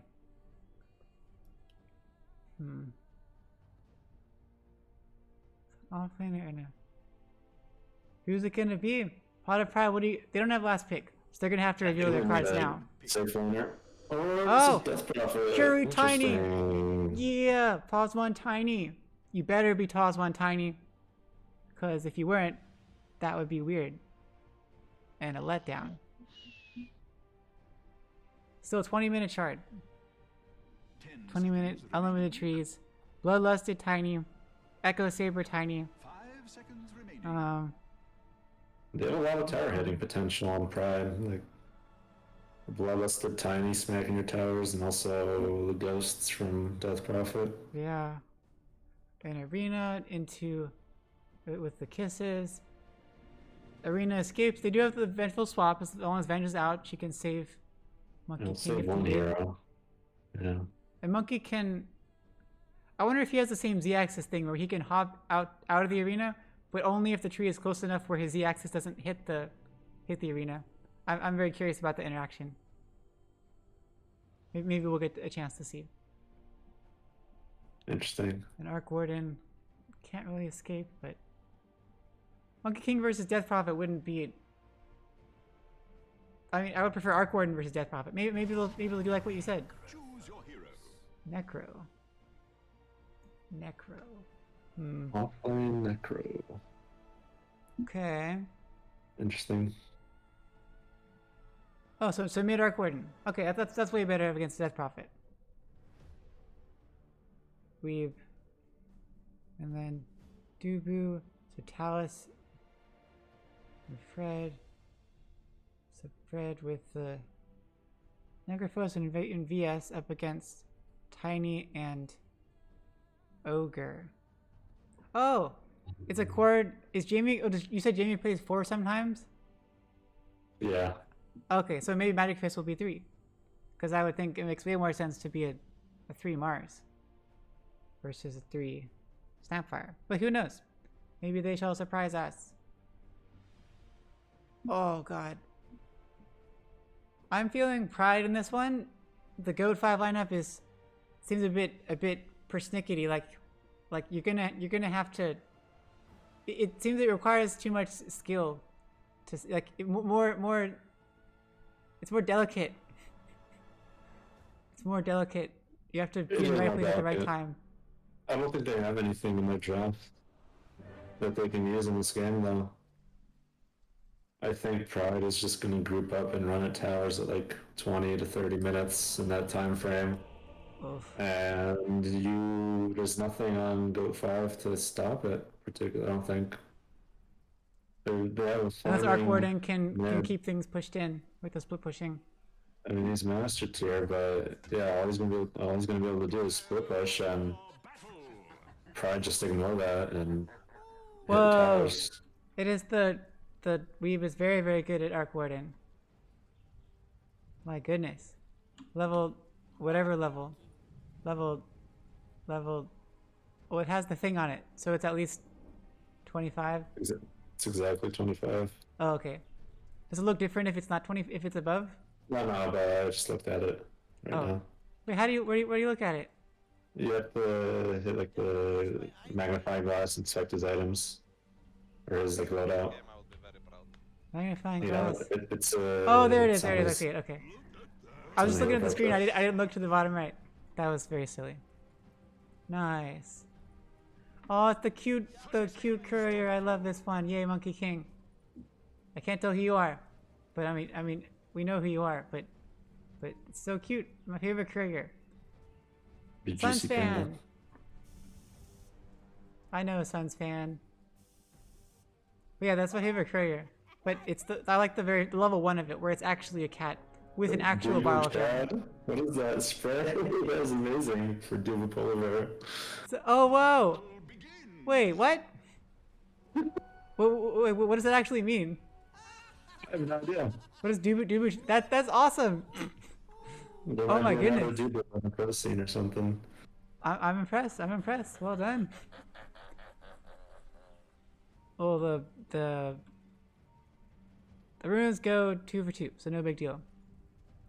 Oh, Jamie has the illegal tag. I like it. Okay, yep, it's a pause 3 magic fish. And Monkey King. Who is Juicy Panda? Here comes you, Polar Bear. Time to just be really annoying. But you don't have your decay to stack up. Slowed by the I'm cost. dying against 2 strength heroes. Yeah. You shall have no damage. Jingo Mastery stacks already on Juicy Panda. Do they have the Venom Orb? There's a block, one more hit. Oh, first blood drama, Juicy Panda onto Magic Fish. Wow. Decay, That's it's like the duo works, or those 2 players work so well together. 2 decay G.O.A.T.5. stacks and then just Venom Orb and then block. That was ridiculous. Okay, well they're gonna be a little more careful now, I'm guessing. Just like last game, they got the first blood just with really good coordination. I'm impressed. Oh, yeah, Dubu and Juicy Panda, yeah, they seem to work well together. Though it seemed like last time Dubu was just doing it all by themselves. On that, some of the time. Well, the lanes are the same as, or different, so we can roll call again. So at top we have Gambit on the cool Immortal Tiny from when they had the cool Tiny stuff, where he has the weird like hexagonal things that don't make any sense. With the weird stick that I don't like. But yeah, on the pause 1 Tiny, yay! Supported by Long Shlong Widong on that Bloodlusted Ogre. Well, you have Bloodlust, we haven't used it yet. There, Bloodlust Ogre. Up against Fred 0, 1, 2, 3, 4, 5, 6, 7, 8, 9 on the Necrophos. Supported by Talus on the VS with that wave of terror and the beautiful wings of fire and fury. Beautiful glowy wings. Pulling very, very nicely. At mid is the Arc Warden Weave. Oh, supported or sponsored by Ka something Wadi. I can't read it. I don't remember katakana. Nice slows on Insane Chaos. Insane Chaos taking a lot of damage, but there's a water. Oh, the water rune's already gone. Insane Chaos just takes a lot of damage on that Death Prophet. And a bottom. Boundless Strike goes on to Magic Fish. Jingu Mastery stacks on Juicy Panda, but they won't be able to finish anyone off this time. Dubu Polar Bear on the Undying as support. Magic Fish on Mars, supported by Jamie on the Snapfire, who just got soul ripped into oblivion. Uh-oh, Magic Fish, you're gonna get stacks. You're gonna get stacks, one more hit. There's the nice little whatever cookie, but there's the Boundless Strike. Why'd you come back? Magic Fish, why'd you come back? Magic Fish just dies. Over top, Fred takes out Long Song Widong for some reason with the Magic Missile and Wave of Terror. That was unfortunate. Come on, recap. Move on to the next one. Magic Missile once again onto Gambit. There's the heals by Fred. Fred, you're taking a lot of damage. Then you get ignited. Here comes Long Song Wudong. Just whacking on Fred. Fred slowed a little bit. There's the avalanche coming out. But oh no, Gambit's so much trouble. One more hit and down goes Gambit to Fred, who gets the regen now. So now Long Song Wudong can't actually finish. There's a Fire Blast coming out. Wave of Terror, and Fred is doing so much damage. Throw out your Fire Blast and or ignite, and Long Song Wudong, one more hit, will go down to the creeps though. Shared bounty. So not a double kill for Fred. Well, that was kind of a double kill. Wait, Long Song Wudong died, then Gambit died, and then Long Song Wudong died again. Because very short cooldown timers. Yeah, it's a shame that he didn't get the actual last hit there, because that regen that he could have gotten from Hardstopper. Whoa! Really nice. And up bottom, down goes Magic Fish. Primal Spring by Juicy Panda forward onto Jamie. There comes Jingle Master Stacks once again. Juicy Panda doing so much damage. One more hit should do the trick, and Jamie goes down. Double kill for Juicy Panda. It is getting out of control. Brutal. They are not letting go of the gas. Oh, finally at top. Fred, what is going on? Do you just want to free trade back to the fountain? Fred goes down. How embarrassing. How embarrassing, Fred, to a solo Gambit. What is going on? Despite this good start for G.O.A.T.5, I still think the outcome is going to be the same. Once we hit 20 minutes. Yeah, because Undying like really falls off really quick. For sure. Oh, and yeah, you thought, oh wow, you're taking a lot of damage. This Snap Power Cookie comes out, Spirit of the Wall, and nice Bound the Strike. Nice Magic Stick. Is it going to slow Gambit up? Soul Rip to heal, and wow, Duper Polar Bear's still alive. Mordecai Stacks, you have the Tombstone if you want to drop it. You do drop the Tombstone, there's a slow one. Magic Fish. Magic Fish is going to probably die. Oh, dies to Duper Polar Bear though with the Tombstone zombies. I love it. I love it. Oh, so good with the stick charges and soul rip. It's so OP on Undying. Jamie though, Snapfire cancels out the Tombstone with the Bound the Strike with the Jingle Master Stacks. Jamie, one more hit and down goes Jamie once again. Mega kill streak for Juicy Panda. Here comes Magic Fist once again, but Juicy Panda is getting out of control. They're up 8 kills, but they still only have at a 6 minutes. No, it's up to 2 minutes. It's up to 2K, so it's actually sizable now. It's only 6 minutes and already 8 kills ahead. But yeah, when we saw what happened last time, it doesn't really mean that much, even though when the safe lane does so well. I think we can just say Juicy Panda plus Jubu are just really good, or they know how to pick their combos or something. Magic Fish looking for the spear, but did not have quite the right angle and decided not to go for it. Whoa, at mid, Saint Chaos goes down to, or takes down Weeb with the Exorcism. Weeb, what's going on? And very far from the Midas on that Arc Warden. Very far. It's only 6.5 minutes, but still. Insane Chaos showing his prowess once again, making excellent use of the Exorcism. Should be able to get some damage onto the tower. Over at top, Fred takes out Long Song Wudong, and at bottom, Juicy Panda once again takes down Magic Fish for the 50th time. And at top, Taos finishes off Gambit. They're being very nice distributing kills. I'm very impressed there. They're being very friendly. Looks like Dubu had a nice bait once again. Almost died, but did not quite die. Juicy Panda has 6 kills, 6-0 on the Monkey King. That is absolutely terrifying. Yeah, he's gonna be huge. Oh, at top, Fred's finally getting zoned out. 3 heroes around him. Fred, you're in trouble. There's the Fire Blast. There is no Exorcism. Oh, Dubu goes down. Oh, dies to creeps because he might as well. Fred's going for the tower, creating space. Creating space has no levels of the Ghost Shroud. There's the Avalanche. Down goes Fred for the 2nd time. Space created. There's Snap Record on Juicy Panda. Here comes the Spear. It does connect on Juicy Panda. He has Bound the Strike if he needs to use it. Trying to get the stacks, wants to get more stacks, but not quite able to. Oh, he's playing it very close. If he got the one more hit on Magic Fish, I'm sure he would have gone for it. It would have got the Jingu Mastery. Jamie's here though. Has the cookie, has the scatter shot, scatter blast. Juicy Panda's here, Soul Rip. There's the big heal on Juicy Panda. Oh god. Bound the Strike goes out, Primal Spring going forward. Magic Fish though gets the Spirit, connects out, but there's Tombstone with the slow on Magic Fish, and there's the scatter blast as well. Zombies are inevitable. Long Song Wudong goes down at top to Fred, who used the Scythe, it appears. And then at the same time, Jamie goes in at bottom. Just like a turbo game. 19 kills at 8 minutes. That is... Jamie was actually very close to killing the Monkey King there under the tower. With the turnaround and the little shredder. Over at mid, Right. insane chaos going on Weeb, but did she go too far? Weeb is very, very low, but we have a TP in by Juicy Panda. Juicy Panda could come in. We do have Exorcism available and 2 charges of Spirit. Whatever, there's the balance strike coming out. Weeb pops the ult. Running away as fast as he can go, but does end up going down to Insane Chaos. And Insane Chaos doesn't have mana to TP, but will soon. He's definitely gonna get run Juicy down. Panda, oh god, oh god, oh god. Insane Chaos going in their direction. There's a decay though. Leap forward. Insane Chaos is trying to run away, pops the salve. Is regenning, TP's out, but there's no, oh, and she gets out of there. But the strike was on cooldown for 2 more seconds. So good. I'm so impressed. Insane Chaos, they need to tip you. Why are there no tips? Why no tips? No. GC Panda was waiting for either Boundless Strike or Primal Spring to come off of cooldown, but I think if you just dismounted from the tree right away. Oh, it might have been. It was like, I think it was still 2 more hits left.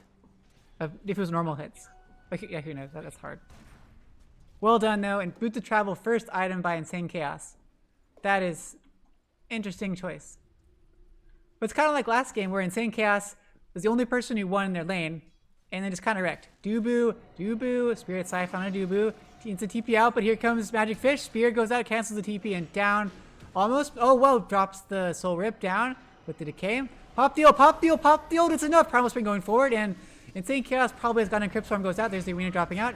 Insane Chaos goes down. Arena's keeping them in place, but swap back into there by Magic Fish is back in his Arena. Here comes Dubu with the decay once again. Magic Whistle going out, and what a turnaround. Juicy Panda is godlike. 9-0 on the Monkey King. They definitely needed that. They needed to kill Insane Chaos. This Undying again. Dubu. He's so hard to kill. He's just dancing around with like 100 HP leading them. He didn't even pop the ult. I figured he was going to pop the ult because that would have like made him definitely survive, but he didn't even do that. Oh, at mid, here comes in. Oh god, why are you still here? Pops the Ghost Shroud on Fred, but Fred gets, there's the cookie coming in. The Exorcism is popped. Fred pops the hood, but it's not really going to be enough. Down goes Fred. We've TPing out, and actually gets out of there just in time. Oh, G.O.A.T.5 get one of their own Whew. amazing great escapes. And has the Midas, so that's something. And was able to get off the Midas. Talus, Insane Chaos. It was very close to dying there. That was really close. Talus swapped back in, I'm assuming.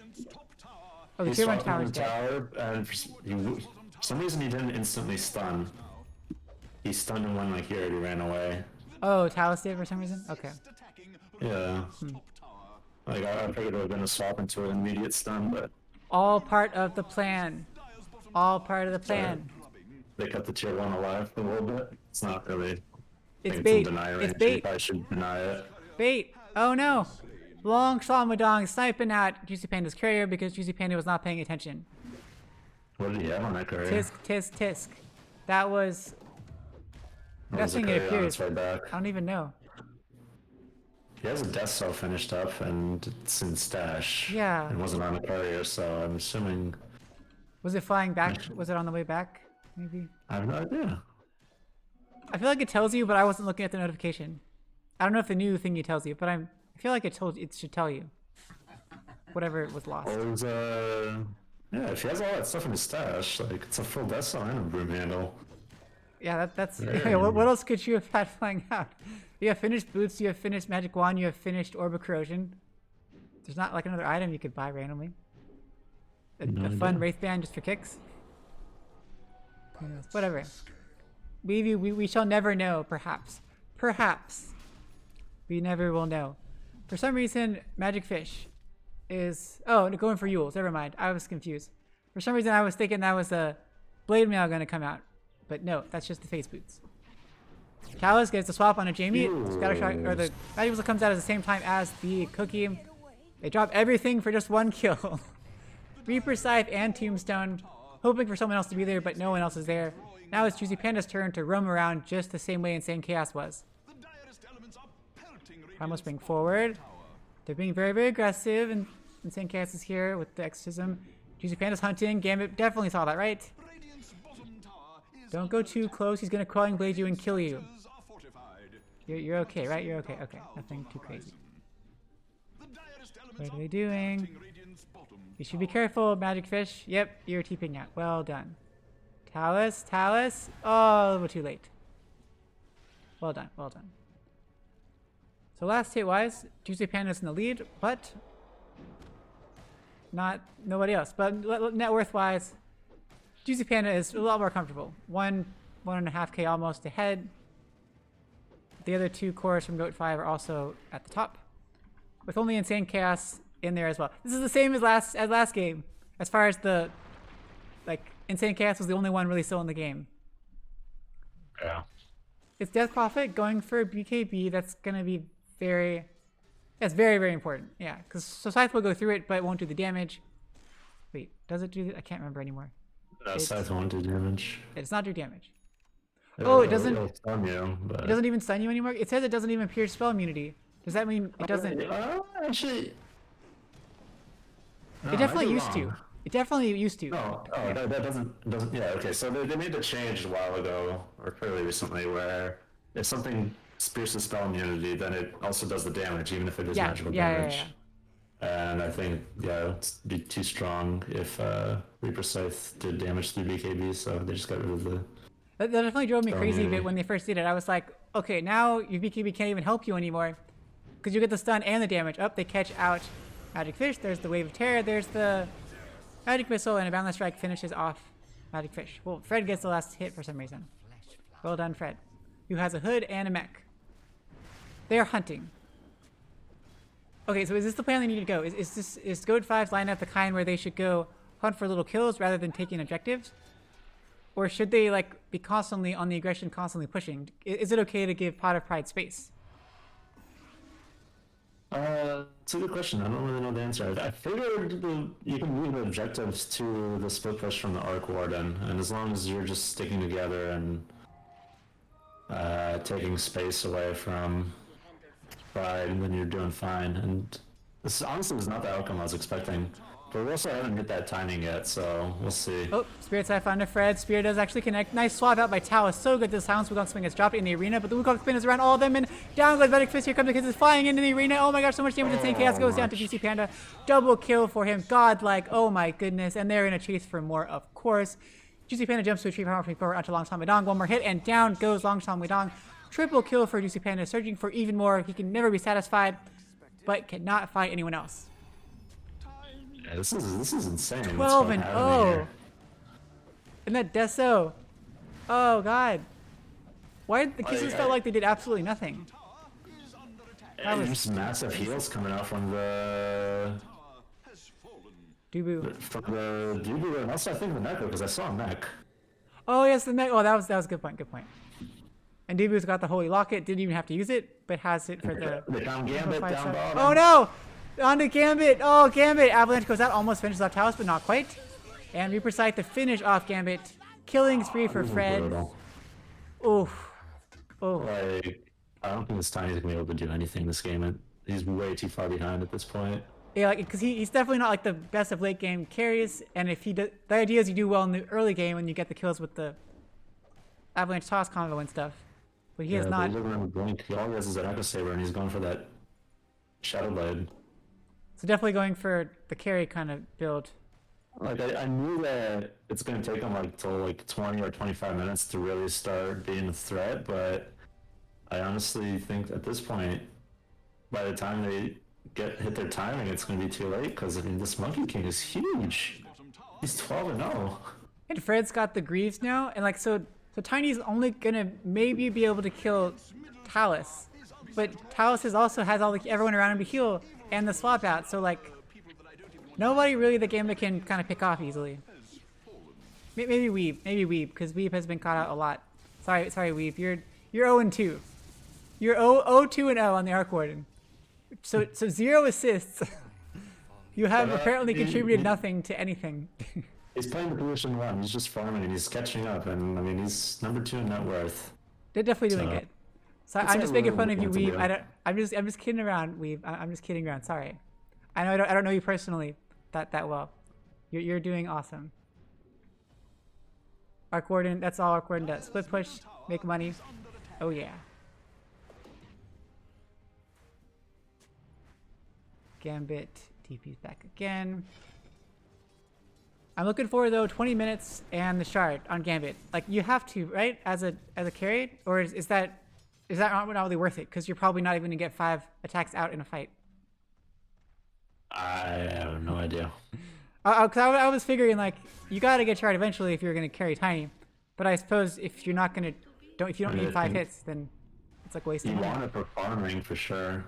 As for fights, oh, probably I was better swapping items out Long to Song spend Wudong on. as they're just having the dewarding ward. There's the Wave of Terror. There's the stuns coming out.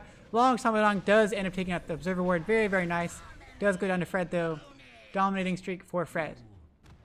Well, you did it, Long Song Wudong. You did it. You got the ward and you placed a ward of your own, even though it got countered right afterwards. It's okay. You killed their Obs ward, which makes a lot of difference. Dire's top tower is under attack. Fey Grenade. Over there, that's good. They take down the top tier 2 tower. Dire's top tower has They've already taken the outpost, of course, because they already got the mid tier 2 tower. Radiant's bottom tower is And under attack. things are happening. Let's check out items. Fred is so tanky. BKB finished on GC Panda. That's absolutely huge as well. Now you can walk freely inside and outside of the arena. You can ignore the kisses. You can ignore Ogre Magi. So now he's even harder to kill. GC Panda is pretty crazy. Weave's got the Boots of Travel, has a Maelstrom, has the Midas well placed to continue farming on the Arc Warden. I love Talus this. Like, is thing. G.O.A.T.5 know that this Juicy Panda is their win condition, and they're just following him around with the supports. Oh no! Making- Arena gets Whoa, dropped. whoa, Oh, but they get the whoa, stun with the stun. kill tree onto the BKB popped by. Oh god, get this thing out of my way. Wukong's Spin gets dropped down. Ult pop by Polar Bear swap by Talus on alongside someone goes down. Exorcism hasn't popped by Insane Chaos. There's the cookie sending forward Magic Fish, but Juicy Panda has swing forward. There's the thing in like 2 seconds, but they can't quite catch it. But on the strike a little bit closer, does actually catch up. Gambit isn't going to be enough. They have the slow, but it pops the Shadow Blade. They do drop the obstacle on the high ground, but they cannot follow up on Gambit. They only take out the Mars and the Ogre Magi. I mean, which is still something. Kisses come flying out to clear out the creeps. Well done. Magic Missile as well from Talus. Talus has swap up in 15. Weeb is sacrificing his Arc Warden illusion, but it dies anyway, so nothing lost. Greaves popped by Fred, and they are all good to go. Ogre respawns so quickly. Only level 8. Oh. And only level 9 on Jamie. That's unfortunate. They pop a smoke though. 3 hero smoke. They're chasing out. Can they catch out Fred? But Fred is kind of... Oh, but we have the Shadow Blade. Is it going to be fast enough? Oh, Fred's here. Fred has no idea. Gambit. Gambit. It does finish off. Pops the Avalanche. Pops the Toss. Here comes the Same Chaos. There's the... Oh, it has time to pop the Ghost Shroud. Has the Greaves up, though. There's the Greaves popped. Spirit Siphon's here, though, with the... Whatever bajillion thing. Spear comes out, and they do finish off Fred. 4-time streak ended. And now they're going for the Tombstone. Poor Tombstone. Oh, no. Oh, no. Don't do it. Oh, God. The Tombstone just got killed. Oh. Oh, the humanities. Veil on Ogre. I see like everyone seems to do that these days. Getting a Veil on Ogre. I like back in the day I feel like you always like the support always has to get a Veil. It was just so like in. But I know I've noticed it lately on Ogre Magi specifically. And it's a lot more common than it used to be. I don't know what happened. Just an observation. Oh. Yeah, that's an interesting one. I don't know. Maybe it's just all the alternatives have become less attractive. They want to shake things up. I don't know. Try new things. It's always been a pretty good stat item and very, very cheap. Oh no, Talus! Insane Chaos gets caught out on the strike. So much damage to the Magic Missile, and oh my gosh, Insane Chaos gets absolutely wrecked. Tombstone is dropped a bit needlessly, but they take out Insane Chaos. Doobie Polar Bear is dominating. Is everyone dominating now? Oh gosh, so Talus is 1-0. Fred is 8-4. Juicy Panda is 12-0, and Dubu is 5-1. Weeb got an assist. Weeb, you got an assist. Well done. Well done. They're going into Roche. They have the bench and the magnetic bubble, so this is falling And really the fast. thingy, the bubble, and then the offward. Use it wisely. They're in a great position. Juicy Panda gets the Aegis naturally, as you would expect.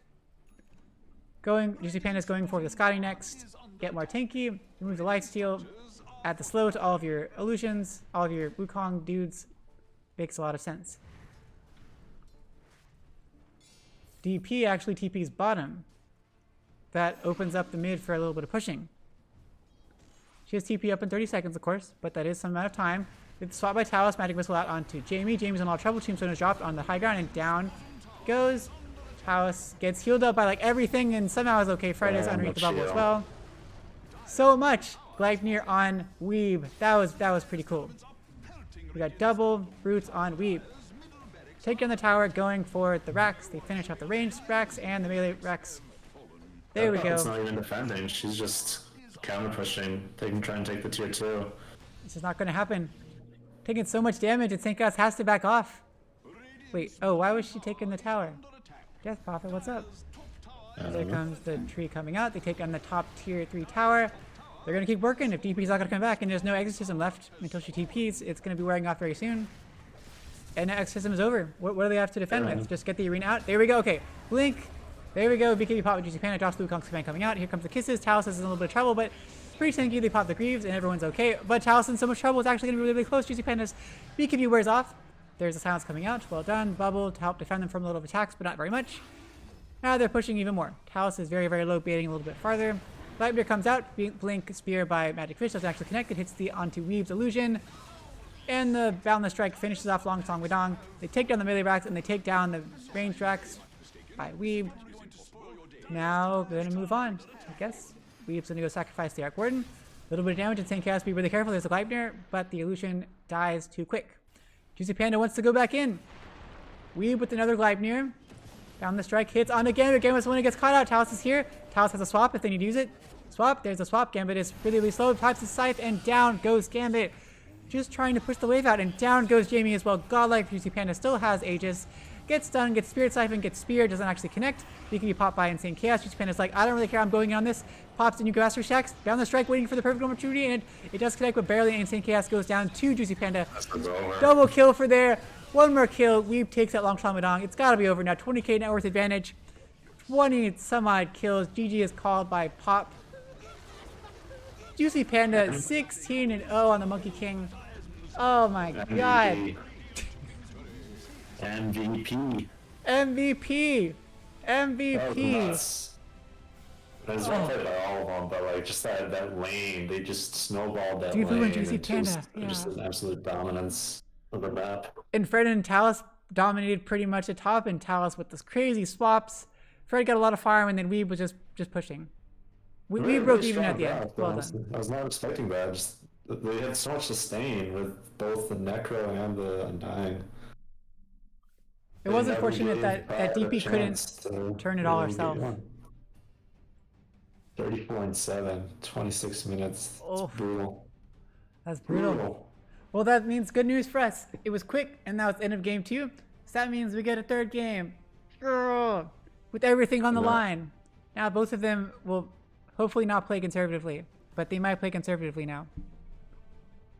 Oh, is there a Dota update? Fred said update. Let's see if. No, I'm able to queue. I'm in the. Oh, you just queued. Oh, then I don't know. Fred said update. Maybe Fred got a special update just for Fred. That happens occasionally sometimes. Like Harv gets very special updates because Harv sometimes needs some special things given to him. He needs to be taught some lessons occasionally. The lobby's already up. Oh, I'm showing you from the lobby. No, don't see the lobby. We're going back. I never showed people the lobby before. So embarrassing. At least there was no chat. Well, now we know why there's not much tiny position 1. There's no what? I'm just making fun of position 1 tiny. We're wondering why we don't see position 1 tiny, and oh yeah, we were just talking about that. Well, they didn't even go that I don't know what route they were going, but yeah, you're correct in this case. So much about that way from what I've seen from my pubs. That's how position 1 tiny is. Don't give up, everyone. Pause 1 tiny is still a thing. Do not give up. If you keep doing it enough, then it'll eventually happen everywhere else too. Don't stick with the boring old meta. Oh wow, Weeb is 25 on Arc Warden. That is some Yeah. dedication. We pointed that out at the beginning, didn't we? Huh? We pointed that out at the beginning. Wait, of the we game. did? We did. Oh my god, I'm just forgot. Yeah, we literally did it, and I literally asked the same thing. I was like, how did you know? Oh, jeez. Yeah, I mean, we're all 25 Arc Warden, but once again, I think it was probably the least impactful hero in that game. We can say it was he was able to alleviate the burden of others having to worry about split pushing. It had a passive impact. We didn't really do that much split pushing. Really, I think his biggest benefit was really from just dropping the magnetic bubble down and. I love the bubble, and I love the shard on Arc Warden. Warden, but no one seems to get the shard on Arc Warden. I love the bubble shard. It just like it pushes everyone out. It pushes the enemy out of the bubble. That's cool. So they're kind of like a blinding light. Yeah, I mean they can walk right back in, but it's cool and it gives magic resistance. I think that's as well. The magic resist, 40%. That's I huge. feel like it's awesome, but I've literally never seen anyone get it before ever. Yeah, I mean, I think he could have done the shard that game because he pretty much is playing just support, really. Yeah, maybe that's it. You only get it if it's like a support. Just supporting the Monkey King in that game. And I mean, 40% magic resist, you drop that down and like their kisses do nothing from Snapfire. That Seems could be pretty really good. cool. Yeah. I suppose you don't see Arc Warden support too often. I did play with one Yeah. recently in the off lane, and I thought they were going to be the core. So I was very like, wait, what? Why aren't you taking last hits? So they were like a really good support Arc Warden, but we totally lost because I was playing Snapfire and I was just terrible. I was awful. Snapfire. There's an update. Are you updating? Oh, so there's an update? Okay, I'm updating then. And I just saw that everyone left the lobby, so I figured I would restart Downloads. it to see. Update. Sometimes the Dota updates automatically, but sometimes it doesn't. So like this time it didn't. I had to like go manually click update. I don't know why. Sometimes it takes a second. Well, it was quick. That's good.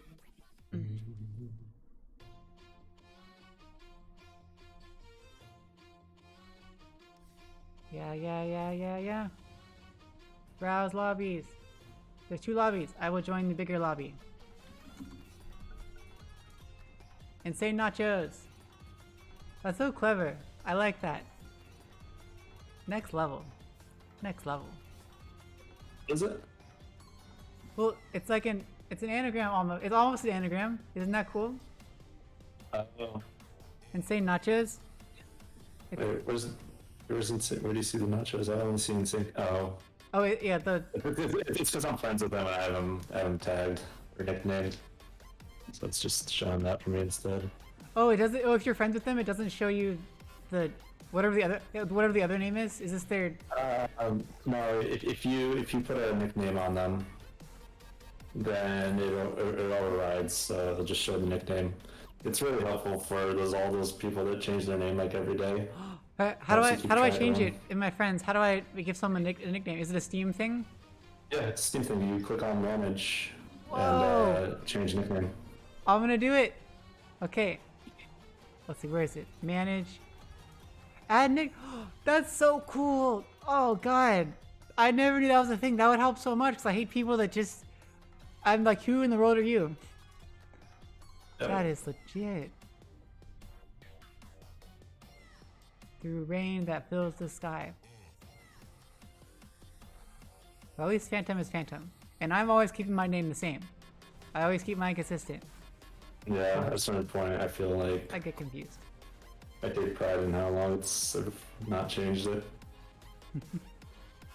I used to change it fairly frequently back like before I played Dota. It was kind of just when I was playing CS:GO. It was one of those things, kind of like,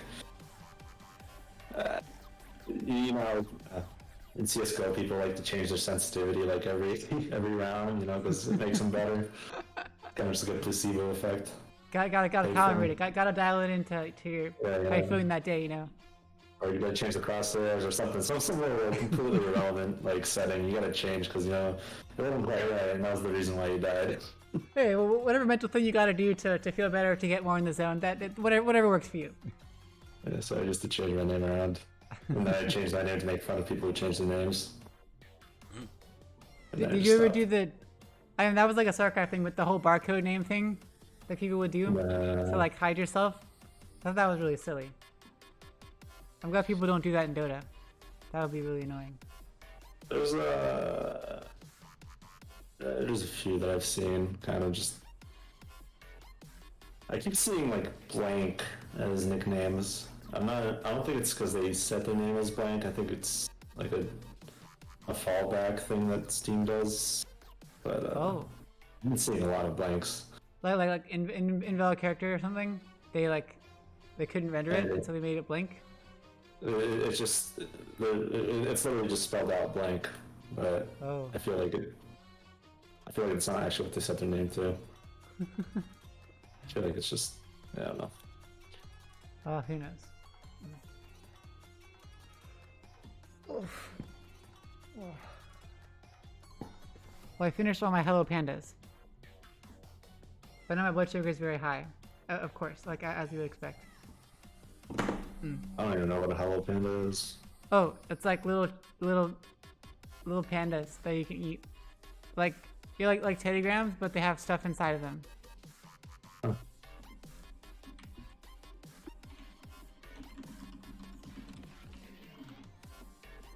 Everyone's so excited, except for Fred. Fred is not excited at all.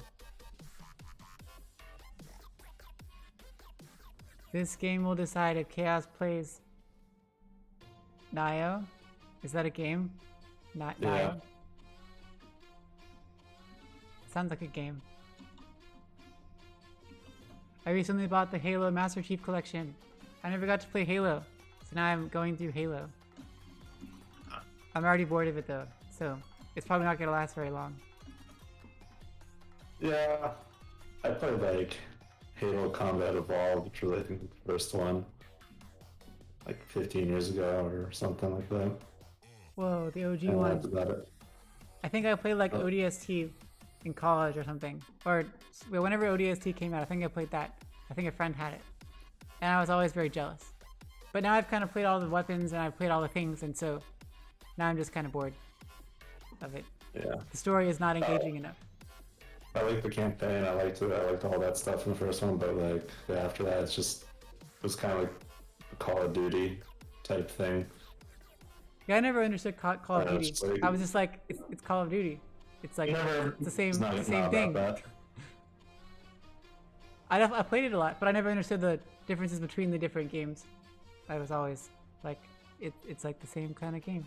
But I'm obviously not an expert at anything, and I wasn't into it as much. I guess I was always a bit of a hipster at heart. Call of Duty and Halo were too mainstream for me to play. Too cool, too cool. Well, the coin toss is won by G.O.A.T.5, and they pick first pick. And the game is afoot. They won the second pick, though. I really like the first pick. Wait, what? He said G.O.A.T.5 won the coin toss and they chose first pick. Why do they choose first pick? I have no idea. Oh yeah, well, some people like say that. I always feel like I want last pick, so I would always want second pick. But then some people are like, well, you want first pick because you want your first hero that like, you wanted that first hero that you love. I don't know. People have different things. How much were you also second pick, or were you a first pick supporter? Maybe. 5 seconds Okay, well, remaining. welcome back everyone. Welcome back. They did not update the tick marks. Sigh. Well, welcome back to the Amateur Dota 2 Contender League Season 32 Lower Bracket Finals. Best of 3, game number 3 between Pot of Pride and G.O.A.T.5. Yeah, we're here in game number 3 again. And it's obviously game number 3. And it's a best of 3. So, you know that each team has won one game so far. So, yeah, that should be pretty self-explanatory. This is the last game. This is elimination. Whoever wins this gets to go on to the grand finals next week, assuming it's at the normal time, and has a chance to win some amount of prize stuff and lots of props. And the loser is out and finishes third. This is the fight for third or something. Yeah, it's a fight to see who can get third place. Whoa! Same kind of things. No Dawnbreaker. I should have worked for the dog. Might as well. Remaining. Monkey King. If I was Every Pride, game. I would just make it my top priority to pick a offlane that does not feed like 9 kills to the Monkey King. That's definitely. They gotta be like, we are not going to lose off lane for the first time ever. We're just not going to do it. Whatever we gotta do. But they pick. By means, put Jamie back on 3. They pick. What's so interesting here? Yeah. The bench is good against Monkey King For sure. For sure. to an extent, but they're going with the tiny again. Maybe they're gonna go. I'm hoping they don't. Well, I kind of want to see pause on tiny if it works again. Like I want to see it for real. But if after what happened last game, I'd be very, very scared of going pause on tiny again. Yeah, I would have. I would not have made another attempt at tiny after how bad that game went. Dire team ban. And why did they pick first pick just so they could go Monkey King? I guess. I mean, they could argue that. That's been in the first 2 games, and the Monkey King won both games. And was like a huge influence in why they won both games. Yeah, I mean, if they didn't get it first pick, Pride probably would have gone first pick Monkey. Because I'm pretty sure Pride did first phase Monkey. I don't know if they first picked it, but they definitely first phased it. Yeah, first phase, yeah. And that was the reason why they won game number 1. It was insane chaos on that Monkey King. That was what got him through. Oh, I mean, I think most of the credit you can attribute to the Dark Seer. Oh yeah, Monkey well King I meant more definitely the to get him through the mid game, like get him up to that point. Yeah. But then yeah, definitely Jamie after that, 5 like seconds the remaining. vacuums and stuff. The Monkey King definitely was no slouch. G.O.A.T.5 gets Pango, which I love. I love Pango. Oh goodness, that will maybe make Chinese life a living hell, maybe. But also just great. I see Pango a lot of times as support these days, going for shield crash and just being super annoying because you just shield crash into them. You get like 30% damage reduction and the slow, and you just hit him a couple times, you run away. It's quite annoying to deal with. But also it can be very dangerous. I've had a position 5 support in my pubs recently as well. Very strong, honestly. Like, Yeah, way more than I thought. You need a roll. That's it. It's all about the roll. You don't really need items to roll. That's why he's such a good hero. He's so fun. We're banning out a lot of those favorite heroes. No one dying again because oh my goodness, dude. Ban. That's a weird one. Too good. And no Arc Warden. Yeah, Veno. 10 seconds remaining. What do they have against Veno? Oh, I guess Veno would just be really annoying for Monkey King. Like really annoying for Monkey King. True. Like an offlane Veno would dangerous at first, but would be very annoying after like level 3. I hate Veno as Monkey King or as Wraith King. The Undying ban from Pride. Yep. Good. The Arc Warden ban, not so much, because I don't think that Arc Warden did anything in that game, and if anything, No offense, Chaos Veeb. No offense, shown Veeb. that he can beat the Arc Warden mid pretty easily. Yeah. OD, very OD. annoying hero. Okay. Ooh, Ooh. I like that. Double missile, double toss. I don't know how double swap works. Now I'm very curious how double swap works. I'm pretty sure I've looked that up. And what was it that happened? I forget. It was 10 seconds remaining. oh yeah, I think like she swaps and it's like a triangle swap, right? 5 think seconds remaining. The soul binded swap is like a triangle swap. I feel like I don't know. I mean, the way spells with Soulbind work is it casts it on whoever you cast it, and then it casts it on whoever is linked. So I imagine you'd swap places with the first person, and then you'd swap places with the second person. So Yeah. second person ends up at where the first person was. First person ends up where you were, and you end up where the second person was. That makes sense. I think, but I mean that's just what I think works. Hopefully we'll see. But I know one of the big things with Soulbind is that for Pango, it just ruins his ult. He's like, hey, I'm rolling away, but nope, Soulbind, you're going nowhere. That's It's so pretty good. silly. They did ban out the Bloodseeker, which is another like classic Pango counter. Good point. But the Grimstroke's definitely a good one. It's so annoying when you're rolling and these just ruptures you. You're like, okay, I'm dead. I'm sorry. Can't do anything about it. And they seem to keep banning the same Weaver, so I guess Pot of Pride has a Weaver player. Pick. Or they just don't want to deal with Weaver because Weaver's annoying. Whoa, Necro again. Necro. So that's Fred again, hopefully. Very effective in the last game. It was going to be up against a Tiny and a Grimstroke. Tiny Grimstrokes can be a pretty scary combo. 5 seconds You remaining. got Inkspawn, Avalanche, and Toss. Like, that can be pretty frustrating to deal with. But we already saw the same Fred versus Tiny matchup. And they're clearly not a support Tiny. So it seems like they have the same plan in mind as before. Ooh, I like Lena. If that's a mid Lena, I'm a big fan. I want it to be a mid Lena, even though it probably needs to be a support Lena. But I really want it to be a mid Lena. It's like in these last 2 games, like it's been pretty fairly established that Weeb is obviously inferior at mid compared to Insane Chaos. So, but he was playing these heroes that are like kind of, they're not strong mid heroes, they're not strong laners. So I think Weeb needs as Oh much of an no! advantage with the hero matchup as he can. And Lena, I don't think Lena really loses lane to anything. She's very versatile. Definitely. So With this Viper pickup, that's such a good choice. 10 seconds remaining. Gonna so many breaks. Oh, it's definitely a way to win mid. 5 seconds You break Jingu remaining. Mastery, which is just terrible.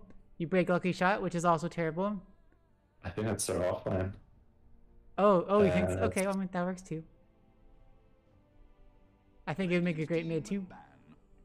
But I mean, they Yeah, can just true. do whatever they want to do on last pick. They have last pick. All I know is Insane Chaos hates playing Viper. Oh, okay. Then I'm sorry, Insane Chaos. I do not wish that upon you. I want you to enjoy the Right. game. But I mean, the Viper against Monkey King does make sense because I think that it might be one of those heroes that can definitely stand up to the Monkey King's aggression. For sure. You can just drop down Nether Toxin. He can't get Django off. Yeah, if he jumps on you, you just And- stay in the other toxin. And if he's not hitting you, you're just hitting him with poison attack. He's not having fun. Honestly, it might even be a mid Grimstroke. Insane Chaos is known for the mid Grimstroke. Ooh. Dire team ban. But mid Grimstroke up against Alina. It's not gonna do very well like farm wise, right? Like outranged, outgunned in I general. think he can still make it work. Hmm. You have a very strong spell with Stroke 10 Fate. seconds remaining. Stroke. And they kept buffing it up like little by little. 5 There's also a lot of really crazy combos you pull off with Inkswell and Phantom's Embrace. They have a lot of good targeted spells. Like every hero has a targeted spell to sync with Soulbind, which is fantastic. team ban. They're picking pretty smartly. They don't have a giant AoE like team fight thing yet. Nobody really. Well, they have Wukong's command, sure, and Roll's kind of cool, but nothing world changing at the moment. 10 No seconds chronospheres remaining. or arenas or 5 seconds remaining. whatever else. My mind is blank. Dire team G.O.A.T.5 needs either support or a mid, or a carry if Monkey King is mid, because you never know. They could like swap whoever Monkey King is, just move him away from Viper. Just you don't want Monkey King up against Viper. It's gonna ruin everyone's life. That's true. 10 seconds. Good choice banning Silencer. That would have been annoying to deal with. Radiant Lots of team pick. skills. What? Oh. What? Ooh. What? So wait. Okay. At least there has to be safe lane. Yeah, it has to be.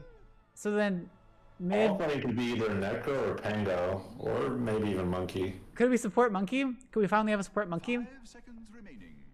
That'd be weird. But it would mean the Viper. You could worry about the Viper less because you're not going to rely upon the Jingu Mastery stacks and stuff. Yeah, I mean, what are the most 2 likely supports? It's gotta be... Lena has to be one of them. And the second one has to be either Monkey King or Pango, right? I feel like Pango has to be support, and then it's just a toss-up between the Alina and Monkey King for whoever's going to be the other one or whatever. I don't know. Oh, this is good because this is definitely confusing, and that's it's confusing Pride as well. Yeah, they're like, They don't what's know what's going happening on? either. we had I mean, our whole that's counter never- pick. We counter picked you. We won the draft, but then what? The only, the What only were thing you you don't drafting? discern is that Lifesteal is safe land. Yeah, that seems like a safe That's it. assumption. So who do you pick to ruin a life stealer's life? I mean, Viper can also do that with Nether Toxin, passives.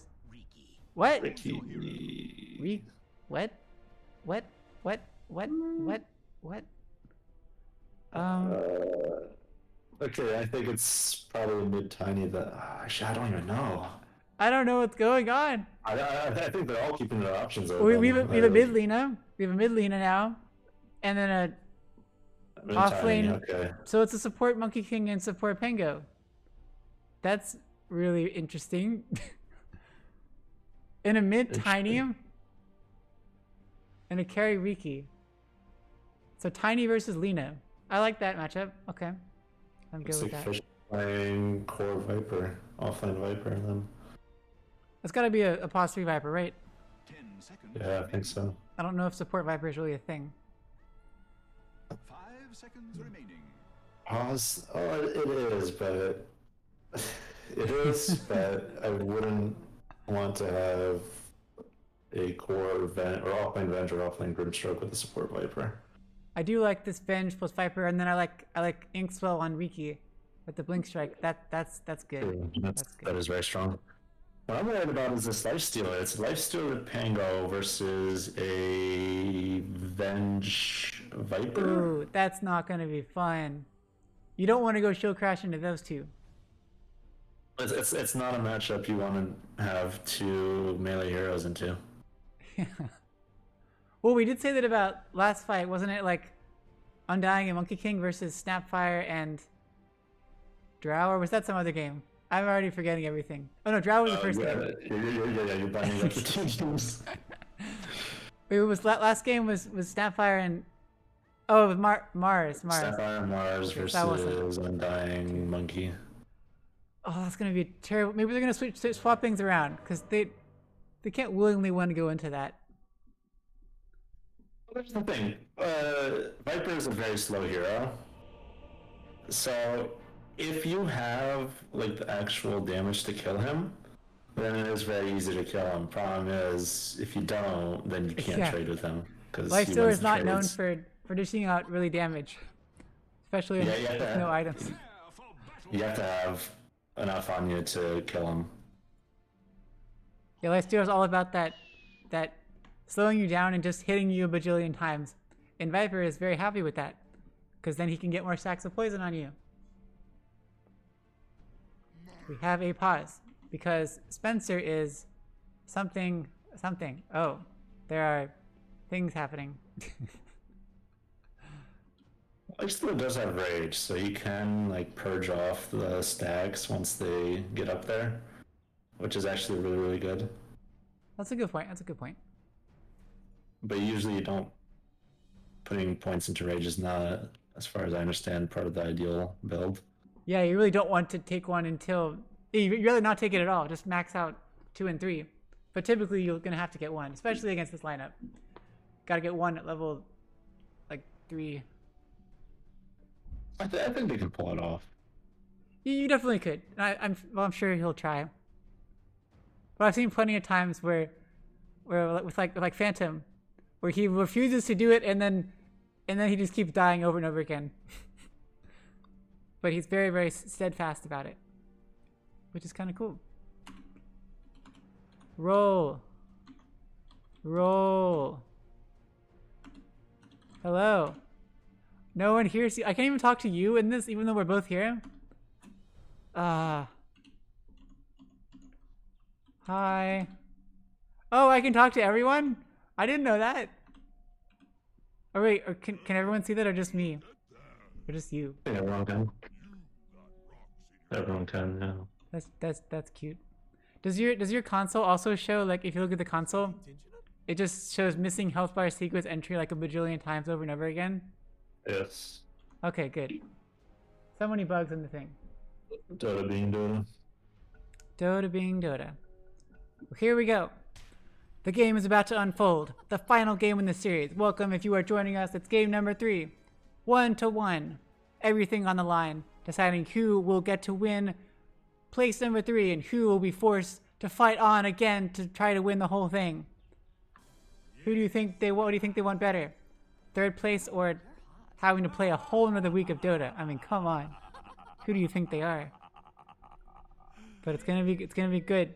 We have really weird lineups that make no sense. But it makes sense to them. And it's gonna be really, really interesting.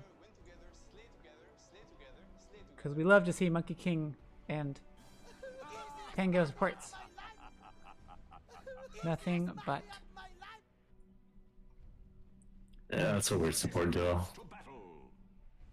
Definitely not as much utility as in previous games. Like, you're not gonna have those insane heals. It's just the necro healing. At least we got the shield crash. That'll be good. Wait, Dubu's in the... It's gonna be in the safe lane, right? Oh, Monkey King is a banana! Why are you banana? Talos is a banana. You got the wrong thing. Weeb claims the rune. Well done. Everyone gets a rune. You get a rune, and you get a rune. Oh, but you didn't get a rune. Sorry, Fred. You don't get a rune. But everyone else gets a rune. Yeah. And Juicy Panda, you are spinning in circles with the cool life stealer taunt. Okay, I like the... Wait, no. Never mind, no. Just me having a brain fart. For some reason I thought the Dubu Polar Bear was swapping with Talus and going into a different lane. But then I realized they're just going to their own lanes. Okay, here we go. Let's see what happens. This is going to set the tone for the rest of the thing. Okay, we have a Terror, so we have a Terror versus this G.O.A.T. There we go. Okay, they're fighting. Because Magic Fish is not helping, so Dubu can just duke it out with Jamie. It's okay. It's okay. So we got Viper's poison attack on Magic Fish, doing a bit of damage to Juicy Panda. Got a lot of tangos. The Juicy Panda on the Life Stealer up the top, supported by Dubu Polar Bear, who's just duking it out with Jamie on the Vengeful Spirit, who has leveled Wave of Terror, and who is helping out Magic Fish. Yes, this means Magic Fish. Trust us. Or I mean, I'm trusting Mad Max on this. Yeah, and then over at mid, we versus Insane Chaos, the matchup of the past 2 games, matchup of the season. Tiny versus Lena. This is just absolutely crazy. I mean, I don't know, whatever you want to call it. And at bottom, support Monkey King Talus, which is something we see all the time because Monkey King support is best support. Helping out Sir Fred, who is on the Necrophos for the 2nd time, able to stand his own up against the Gambit Riki. Whoa, no! Over at top, Tango is solo. Dubu Polar, one more hit should do the trick on Dubu Polar Bear. Is he duking it out? One more hit does the trick, and Jamie gets the kill onto Dubu. Oof. That's, yeah, level 2. Dubu's only got level 1. No swashbuckle to get out of there. Well done. Magic Missile, Wave of Terror too strong. Primal Spring from Talus, just for kicks. Does not connect. Oh, we got a level of Jingu Mastery. Is that normal?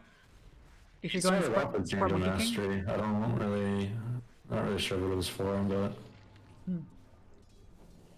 Pride's doing a good job farming the camps. Fred's trying to. Are they going to be able to do it? Ink Spell goes out on a Gambit. Gambit Blink strikes forward, hits onto Fred. It does not connect. Primal Spring forward onto Long Shao Madong. This is the point of the Jingu Mastery stacks. But he's too slow. One more hit. Fully support, but like it's not really doing that much. I think you've been better off with the spells. That way you can actually harass the core as well. Yeah, and the big AoE stun would have been a big help. Otherwise, you're just trying to chase them around for it takes them like 10 seconds of chasing around to get those 3 hits off. Let's Gambit on the Riki, supported by Long Shao Madong on that Grimstroke. Fred seems to be doing okay HP wise, definitely keeping Gambit and then back. Primal Spring forward by Talus once again, just for kicks. Oh, poor Juicy Panda at top.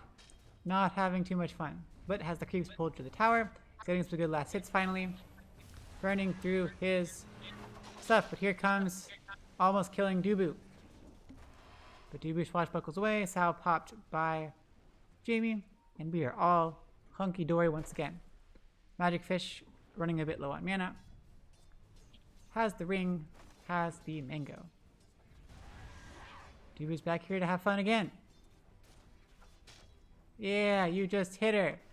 And then die. Poison attack, poison attack. So much damage taken. Swashbuckled away. No big deal. Yeah.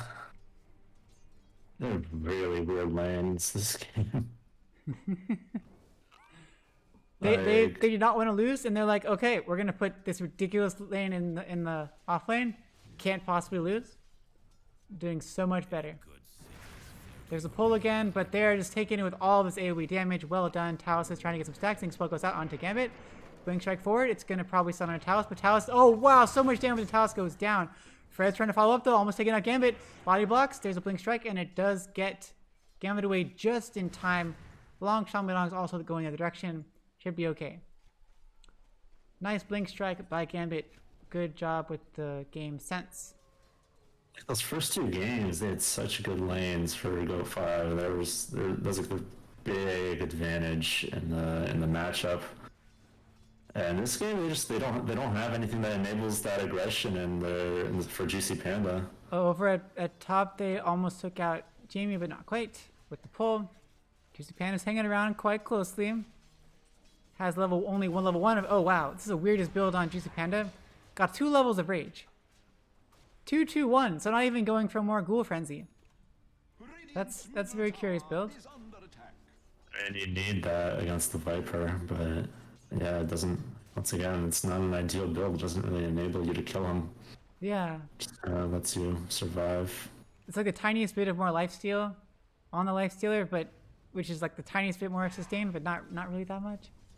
I don't know. Talus is maxing out Primal Spring, it appears. I think that's the spell you want. Ink Spell this time. Gambit's jumping onto Fred. Fred's actually going to connect, but there's the heal coming out. Oh my gosh, so much damage, and geez, Talus just... Talus with the... Primal Sprung. Primal Sprung. Oh, picture the trade, Fred. A lot of damage, and one more hit. Reaper Scythe onto Gambit. Wow. He just got level 6. Hitting him with that long hits respawn. Oof. What were they thinking? Like, Fred is very tanky and has the level 3 heal. Like, I don't know what they were expecting to happen. Oh, whoa. Yeah, no, wait, Weave died at mid. To insane chaos. Oh, Vegetal Spirit at top is just getting absolutely wrecked and does go down to Juicy Panda. That was making me a believer in the offlane Necro. That's 2 times in a row. Or what, did you play it another time? That was 2 times in a row. Yeah, played it last game, played it this game. Oh no, Weave! Which she also played very well. It was a very good pick. So Weave is 2 levels down. Okay, only 1 level down now from Insane Chaos. Insane Chaos definitely has proven themselves very, very good. Very, very good. Over at bottom, Talus. You say themselves as these multiple people. Might as well be. Talus' Primal Spring, they're just making me laugh. He's always like guessing exactly where the enemy's gonna go, and then guesses exactly the wrong direction. It's hard to guess. It's definitely hard, but it's funny that it's been consistently the wrong direction. When Dubu was playing the Monkey King, he would I saw him do something that I've never seen other Monkey Kings do. He hits him with the Boundless Strike first to stun him for a little bit while he charges up the Primal Spring. That makes sense. But yeah, otherwise you're guessing like Talus and you're landing nothing. Talus is like, hey, it's all or nothing. I'm going for the skill shot first and then follow up with the stun. I don't need no... Yeah, it's kind of a trap with Monkey King. You know that like you want to save Boundless Strike for when you have Jingu. Like that's the ideal, like the maximum potential in the spell. Yeah. But a lot of times you're probably just better off using it. Especially as a support. At least in my opinion. Primal Spring forward, but there's the trade, and Insane Chaos is here. Oh my gosh, so much trouble, and there's the toss going up with the Avalanche. There's Phantoms Embrace onto Fred, and Fred goes down. Talus should be quick to follow. Around the strike hits under 3 this time, very, very nice, but goes down to the Ink Spell from Long Song Wedong. 2 very much needed kills Jamie dies Great. meanwhile at the top to Dubu, who just seems to keep having a lot of fun over there. It's a very high impact rotation. And he's right back to mid, so no time lost. It was like Was that dream a rotation. haste rune or something? Or just walking over? I you could just walk don't think he just walked over. Well, there you go. But yeah, there are no wards there, so no way they had vision. Just calling missing, of course. Now Fred is back with a vengeance. Has scythes back up. We do have level 6 though on the Grimstroke and level 6 on the Riki, which is a fact. That is an observation. Sentry's coming out. Wait, there were 2 sentries in one spot. That was really silly. Oh no, that was an ops word. My bad. I'm silly. I apologize. Long Tom Widong's totally alone, but has soul bind if they decide to trade. Oh, and Talos is just Talos, you're 5-0 at this point. To be honest, I have not seen you connect one yet. This is great. This is your chance though. Like, he's all alone. She's probably baiting on the Grimstroke. It's definitely baiting, right? Primal Spring. Nope. Oh, I love it. It was like watching Dallas play Murano. Hey, at least it's persistent, like never giving up. I like this. Never give up. Dubu, Mad Crystal goes out onto Jamie. Onto Dubu. Juicy Panda's feeling very, very aggressive. Very, very feisty. Pops the rage. And then gets denied. Right to your back. And Grimstroke has TP'd out this time. Oh, did Talos actually manage to land a Primal Spring? Oh, no, it's not on cooldown. That was just Grimstroke leaving. Well, whatever. Time for them to push. Because Fred's Necro is too good.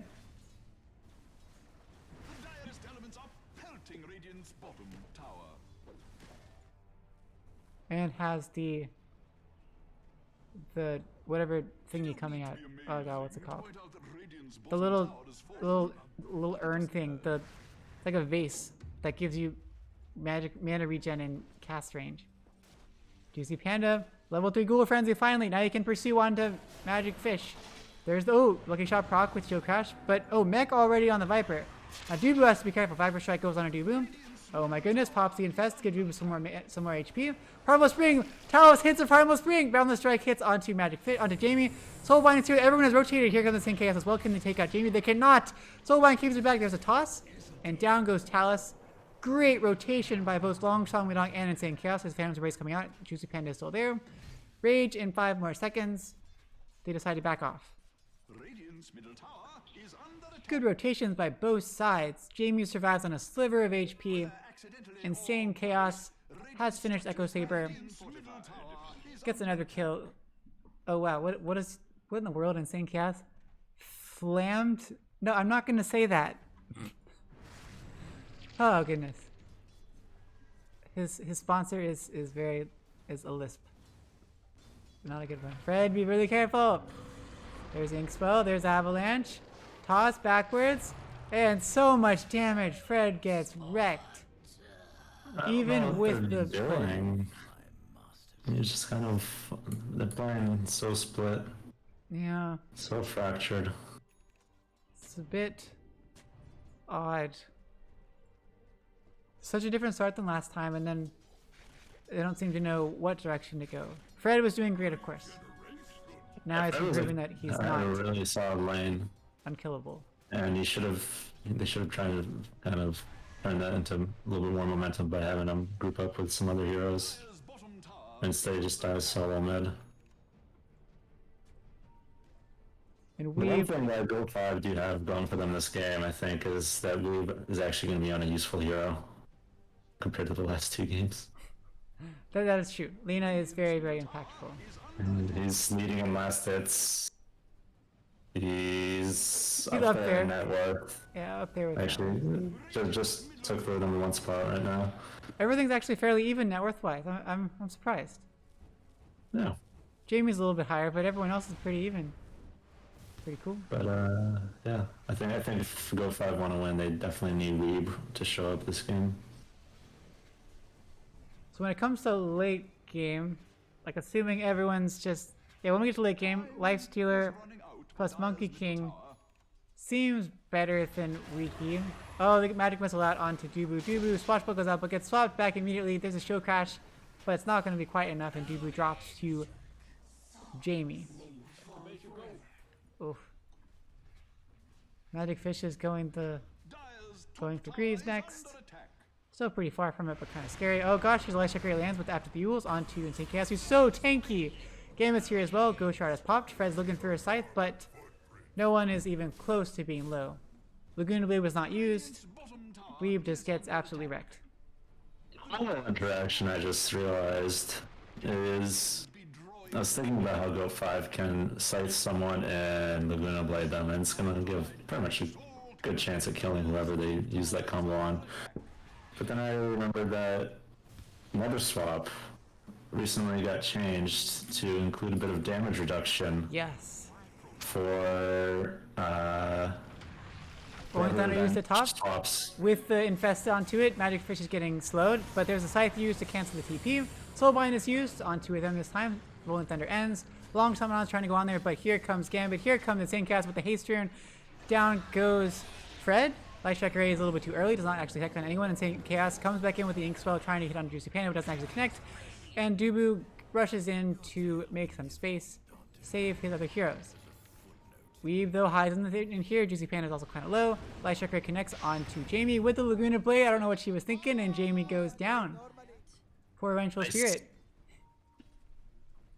Insane Chaos is so tanky. 2200 HP on the Tiny. Going for Blink next. This is definitely a much better way to play Tiny, at least in the context of this game. Yeah, 100%. And that's Insane Chaos, of course, who seems to be one of the stronger players. Talos is looking away, trying to not get his tree cut down. Gambit's here. Hanging around for a really long time. Wards. Light Striker does not land. Be careful. Primal Spring comes out, hits under 2 this time. Well done, Talos. But Gambit's here. Ink Spell is going to connect. Talos is running away. Juicy Panda pops a rage, but gets stunned right after it ends. Nice Thunder Strike hits onto 2. Down goes Gambit, which is pretty good. Like, there's the Yules on himself from Weeb. Magic Whistle comes out. Talos is trapped. Talos is trapped in the trees. What's going on? What is Talos doing? Oh, just hiding? Sorry, Talos. I'm distracted. Weeb takes out Jamie, and I feel like that was a fairly even trade. Fairly even? Let's see. They Gambit. lost the nice CLA, but they got the went 1 for 1, and then they paused 1 for 1, and then the support. But anyways, what I was saying before, which I'm very slow at saying, is that as an answer to the Scythe, they have up to 50% damage reduction from swap.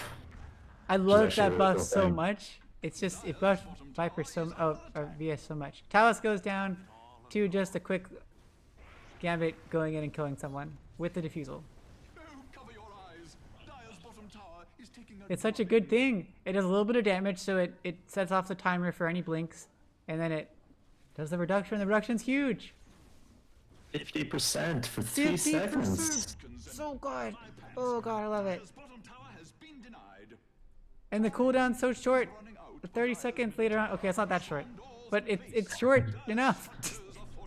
30 seconds is pretty low, and level 20 talent does not 15 Dubu's in seconds. trouble. Dubu's gonna lose the mango. Nope, he picks up the mango. Dubu got the mango. We're all good. Ink Spell was used.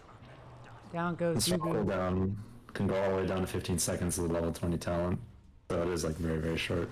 Oh, that was it. I was like, I feel like there's some way it could be shorter. That's 20 talent. That's awesome. So if you get Scepter and then level 25, you got awesome set of combos on there. You got the Magic Missile every like 6 seconds. You got the Nether Swap every 15 seconds. You got the Second Life, Insane Chaos. Oh, they're still smoked. The Blink on Insane Chaos. That is definitely something. The cool thing about Second Life is it's also refreshing. Oh, it refreshes all your skills too?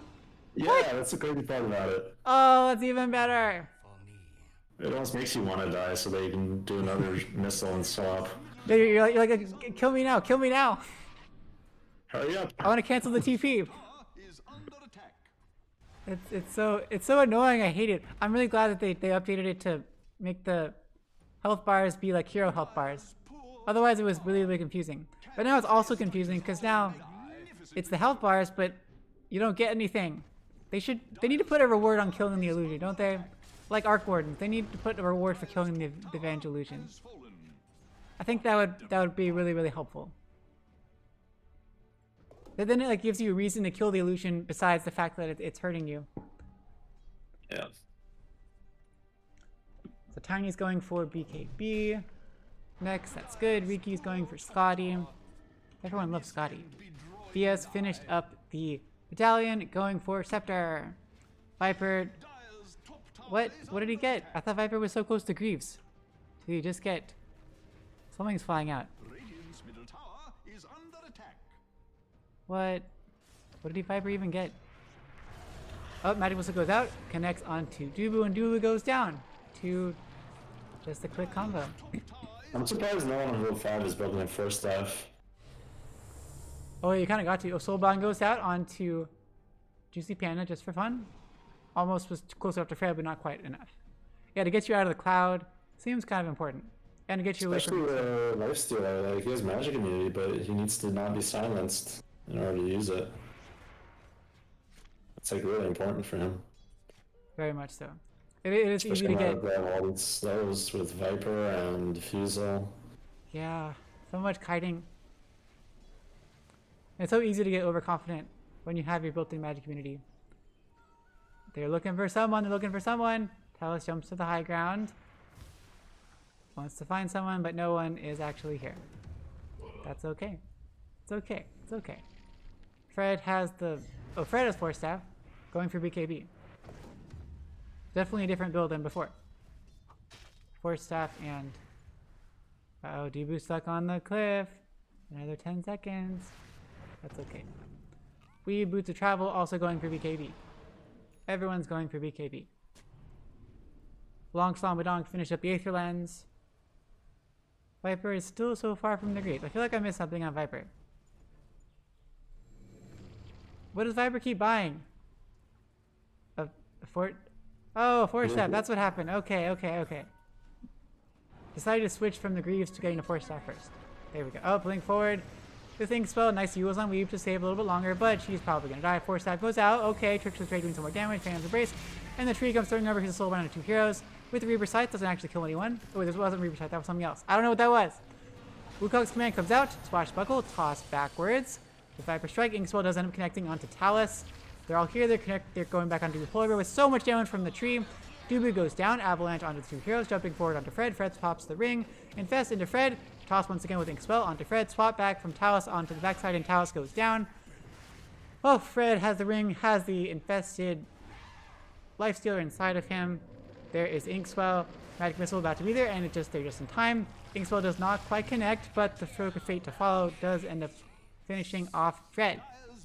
This is brutal.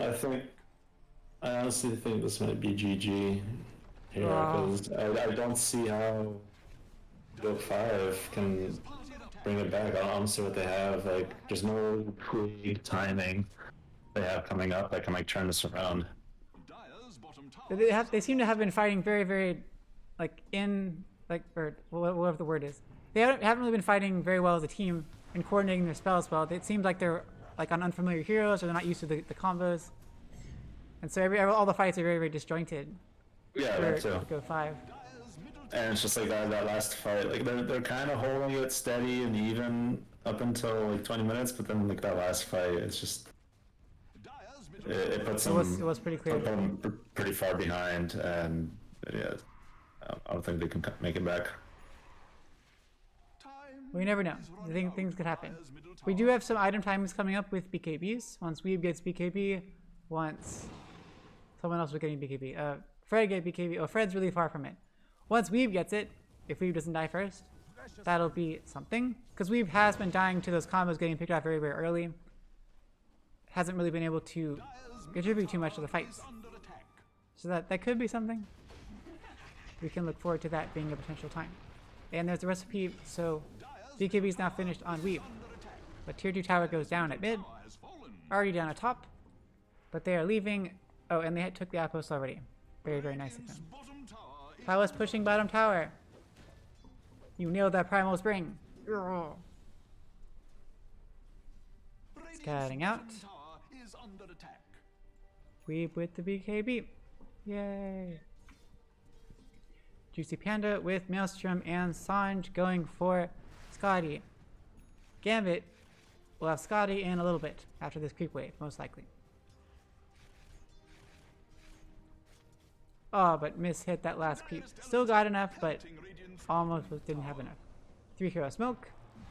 Do they have Roche dust? is being taken. That is fantastic. And that armor reduction, I think so. They might have a good Roche. Do they want to go? Do they want to go? They know it's happening, but they don't seem to be willing to go in.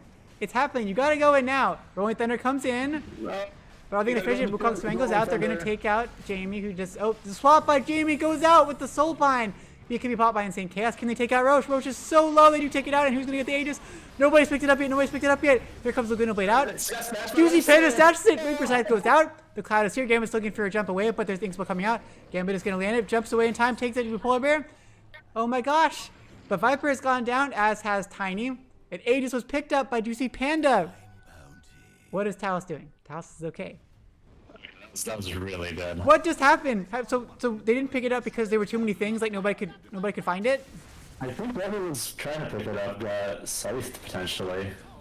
Because that was like off on Tiny. that was a huge by like Venge swapped out of Wukong's command and swapped Dubu back in, who was rolling, and then Soulbind onto 2 people, which is huge, and Insane Chaos already popped the BKB. So they seemed like they started off very, very well, and then I wow. was really worried there because like they had to they're really, really close. They started taking a fight, but they didn't even go into pit. They're like fighting. They're rolling around and fighting the 2 heroes outside of the pit. Meanwhile, like Ricky and It was it was a perfect situation. Like they timed it. low. Oh. Well, I will say G.O.A.T.5, you did it. It's all you. That was totally your skillfulness. You Like if did it. If Pango bumped into the pit with the roll, it would have been an absolute disaster for Pride. I think. Oh, yeah. I was kind of surprised that he went the other direction because they knew they were in the pit, right? They knew at least one person was in the pit. I wonder why he decided to blink. I mean, To it the looked like it, but no, afterwards, I don't. Maybe they didn't know.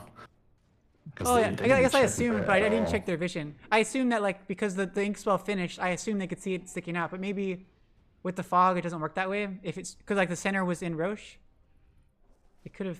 Yeah, maybe it didn't. It almost looked like the only reason they went into the pit at the very end was because Tiny kind of ran in there. He made it a bit obvious. Yeah. Very, very helpful of him. Some Fog of War does weird things sometimes. I didn't notice that like if you're like attacking uphill and so you can't see the uphill. Wait, you attack someone uphill when you have vision, but then you lose vision because you walk away or something. But you have attacks like range attacks going. To you, they will appear to go to the last spot you saw the enemy at, but in reality, they're actually following to where the enemy went to. So they don't give you any knowledge of where the enemy actually walked to when they left your vision, which makes sense. It shouldn't give you additional information, but it is weird that the attack animation that you see doesn't actually go to you. It looks like different than what the enemy sees. I thought that was interesting. They're rotating. Gambit's gonna find someone. Dubu blinks away. They have vision. But Juicy Panda's still here. Be careful. Jamie's pinging out. Get back, get back, get back. Get back. They do have a 3K net worth advantage, though. That is not nothing. I mean, it's obviously not nothing because I said it was something else. And it's not nothing. G.O.A.T.5 definitely managed to bring it back a little bit, and they do have the Aegis, which is also worth a little bit of gold. That's not really being shown. For sure. But it's 2 minutes. If only I could hover over this graph and it would tell me. I get why the y-axis doesn't have tick marks on it because of it's 3 different lines, but usually you can hover over the line and it'll tell you what the amount was at that point. Maybe that'll be a future feature. I mean, yeah, true. The XP does. Yeah, they should have it so you can hover over and see what the values are. What's a toast? I can do a toast. Do you know what a toast is? Hello. Show toast. Oh, that's boring. Oh, those are cool. Wait, did you see it? Or just... Yeah, it's the thing that pops in from the side, where all the neutral items and so cute. barriers and all that stuff. I'm trying to find... I had hotkeys for showing the old grass. Oh no, I ruined my thing. I ruined the fog. Oh god, where's the fog? I screwed up the fog. Okay, we're back. Things are happening maybe in the triangle. They initiate onto Grimstroke. Grimstroke just gets absolutely wrecked. 5-time streak. Long time when I was on a 5-time streak and it gets ended. Oh my goodness. That was hard death. That's crazy. That was, how did that even happen? I have no idea. I didn't realize the guy's killing it like that. Talos is 0-5. Poor Talos. Oh, and Dubu is 0-7. They have not been having the best of times. Oh, it is 20 and 10 It's kills. a very strange support duo. Two very strange melee supports that offer almost virtually no utility. They want to prove they can win it even under these circumstances. We have Blink on Dubu. Let's hope. We have Mage Slayer on Talos. So let's see, Mage Slayer, what's the use of that? That obviously, the Boundless Strike will apply Mage Slayer to everyone. Eventually, or maybe the Tiny as well. Tiny's also a big magic damage dealer. The Tiny and Viper and Grimstroke. Well, I mean, I guess kind of Venge, not really. I guess you drop Wukong's command and it Whoa. applies the debuff on everyone. DD Gambit solo kills Fred. Wow. He has a DD. Fred has And a BKB Scotty. and used Force Tap. How in the world did that happen? Because Ghost Shroud and things. In Ghost Shroud TP, what? How did it? There's no cancel. Whatever, it happened. Oh, TP's on cooldown, that's why. That's unfortunate. Well, they got some nice deep boards. They're... Oh, nice steal right before the 30-minute mark. Because the things are at the top of the minute, right? The top of the minute is when stuff happens. I think they changed it to be gradual. Oh, I'm so not not sure like, on that. not every top of the minute, now it's just every like couple seconds or something? Okay. Maybe it's at the top of every minute. Yeah, I feel like it used to be like once I thought every... you were saying that, like, it used to be like top of every 10. I Yeah, think, yeah, something like that. Yeah. But it's definitely much more gradual now. I like the minute kind of thing, but it's funny that they got it like 5 seconds before. So skillful. That's true. Scepter finished on Jamie. Now we have Infinite Life VS. Oh boy, that's brutal. Benjag is actually so stupidly strong. It's so good. You just have to ignore her. Just kill everyone else. But then you can't, like, you ignore her, and then at some point you realize, wait, she stunned us like 5 times and swapped us like 5 times, and you're like, oh god, I can't ignore it anymore. IDK, man, Talos has a big personality. A big personality. Cause let's see, where's Talos? Is Talos the one with the big personality? Oh yeah, Talos does have a big personality. Everyone in this match has a big personality. And Gambit also has, Gambit has multiple big personalities. Gambit must have multiple people. And Magic Fish is notice me Welshie. If you win this game, I will be very proud. Okay, Let's go. I don't, If you win this whatever. game, I will be very proud. Long Song Widong, favorite son. Jamie plays gamies. Oh, that's kind of cute. It's kind of cute. I'll give you that one. They're pinging onto Weeb. Weeb is feeling it. Something is tingling. Spidey senses or whatever is tingling. Talos is jumping around. Oh god. Primal sprung away. But here comes Insane Chaos with the has blink. Oh god, Talos. Don't wave of terror, Jamie. You waved of terror in the wrong place. Talos is too smart. TP in 5 seconds. Wave of terror also misses. Jamie or Talos is so lucky. Oh god. TP out. No, don't turn to a tree on top of a tree. They just pinged you out. They'll never know. Is a tree floating on like the top of the... The tree is floating in midair. Can they not see that? Can they not? I guess it's obvious because I'm staring at it, but it looks very, very silly. If you're not moving your camera, you can't tell. Okay, if I'm casually looking over, yeah, it's not very obvious. If I'm just casually like scrolling the screen over. Well, they are encroaching upon this tier 2. Dubu Polar Bear is here. They want to put up a Tinker ward here, but nobody has any wards to put up there. But Jamie has a ward. They put a ward. Dubu Polar Bear is there, and they jump immediately on top of them. Dubu just gets dropped. That was cool to watch them. How they planned. Yeah. They're like, we know someone's right there. Put up a Tinker ward and we're good. Oh no! Instant first hit bash. Force stab out onto Weeb. Ghost Shard popped by Fred. Blink, Avalanche, their swap. Okay, BKB popped by Weeb. BKB popped by Fred. Oh my gosh, so much damage onto Weeb with Gambit doing so much damage with the ult. Weeb is probably going to go down. A couple more hits and does go down eventually. Wukong's command is dropped.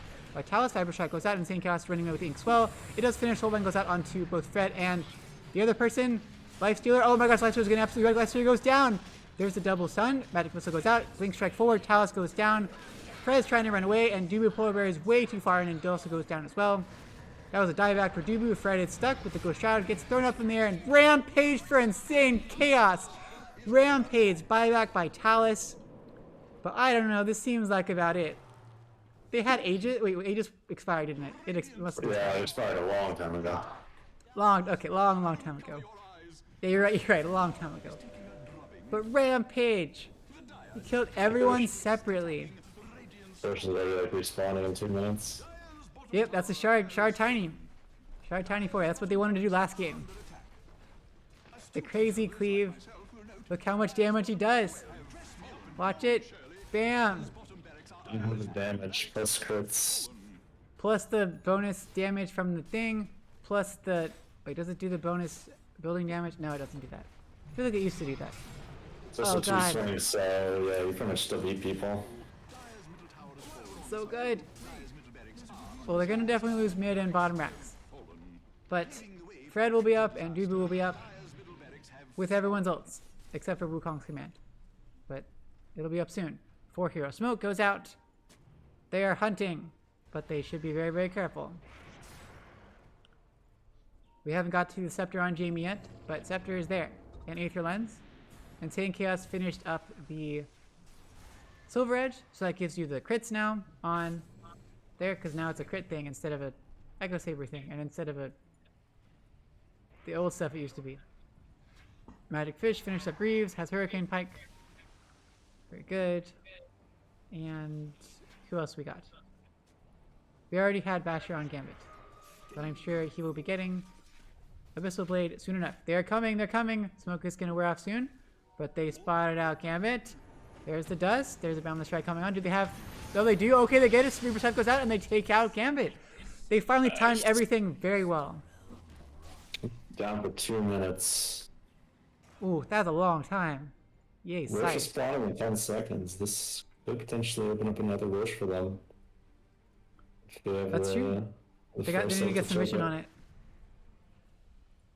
They're all up there. Like, they're all up in the top half of the map.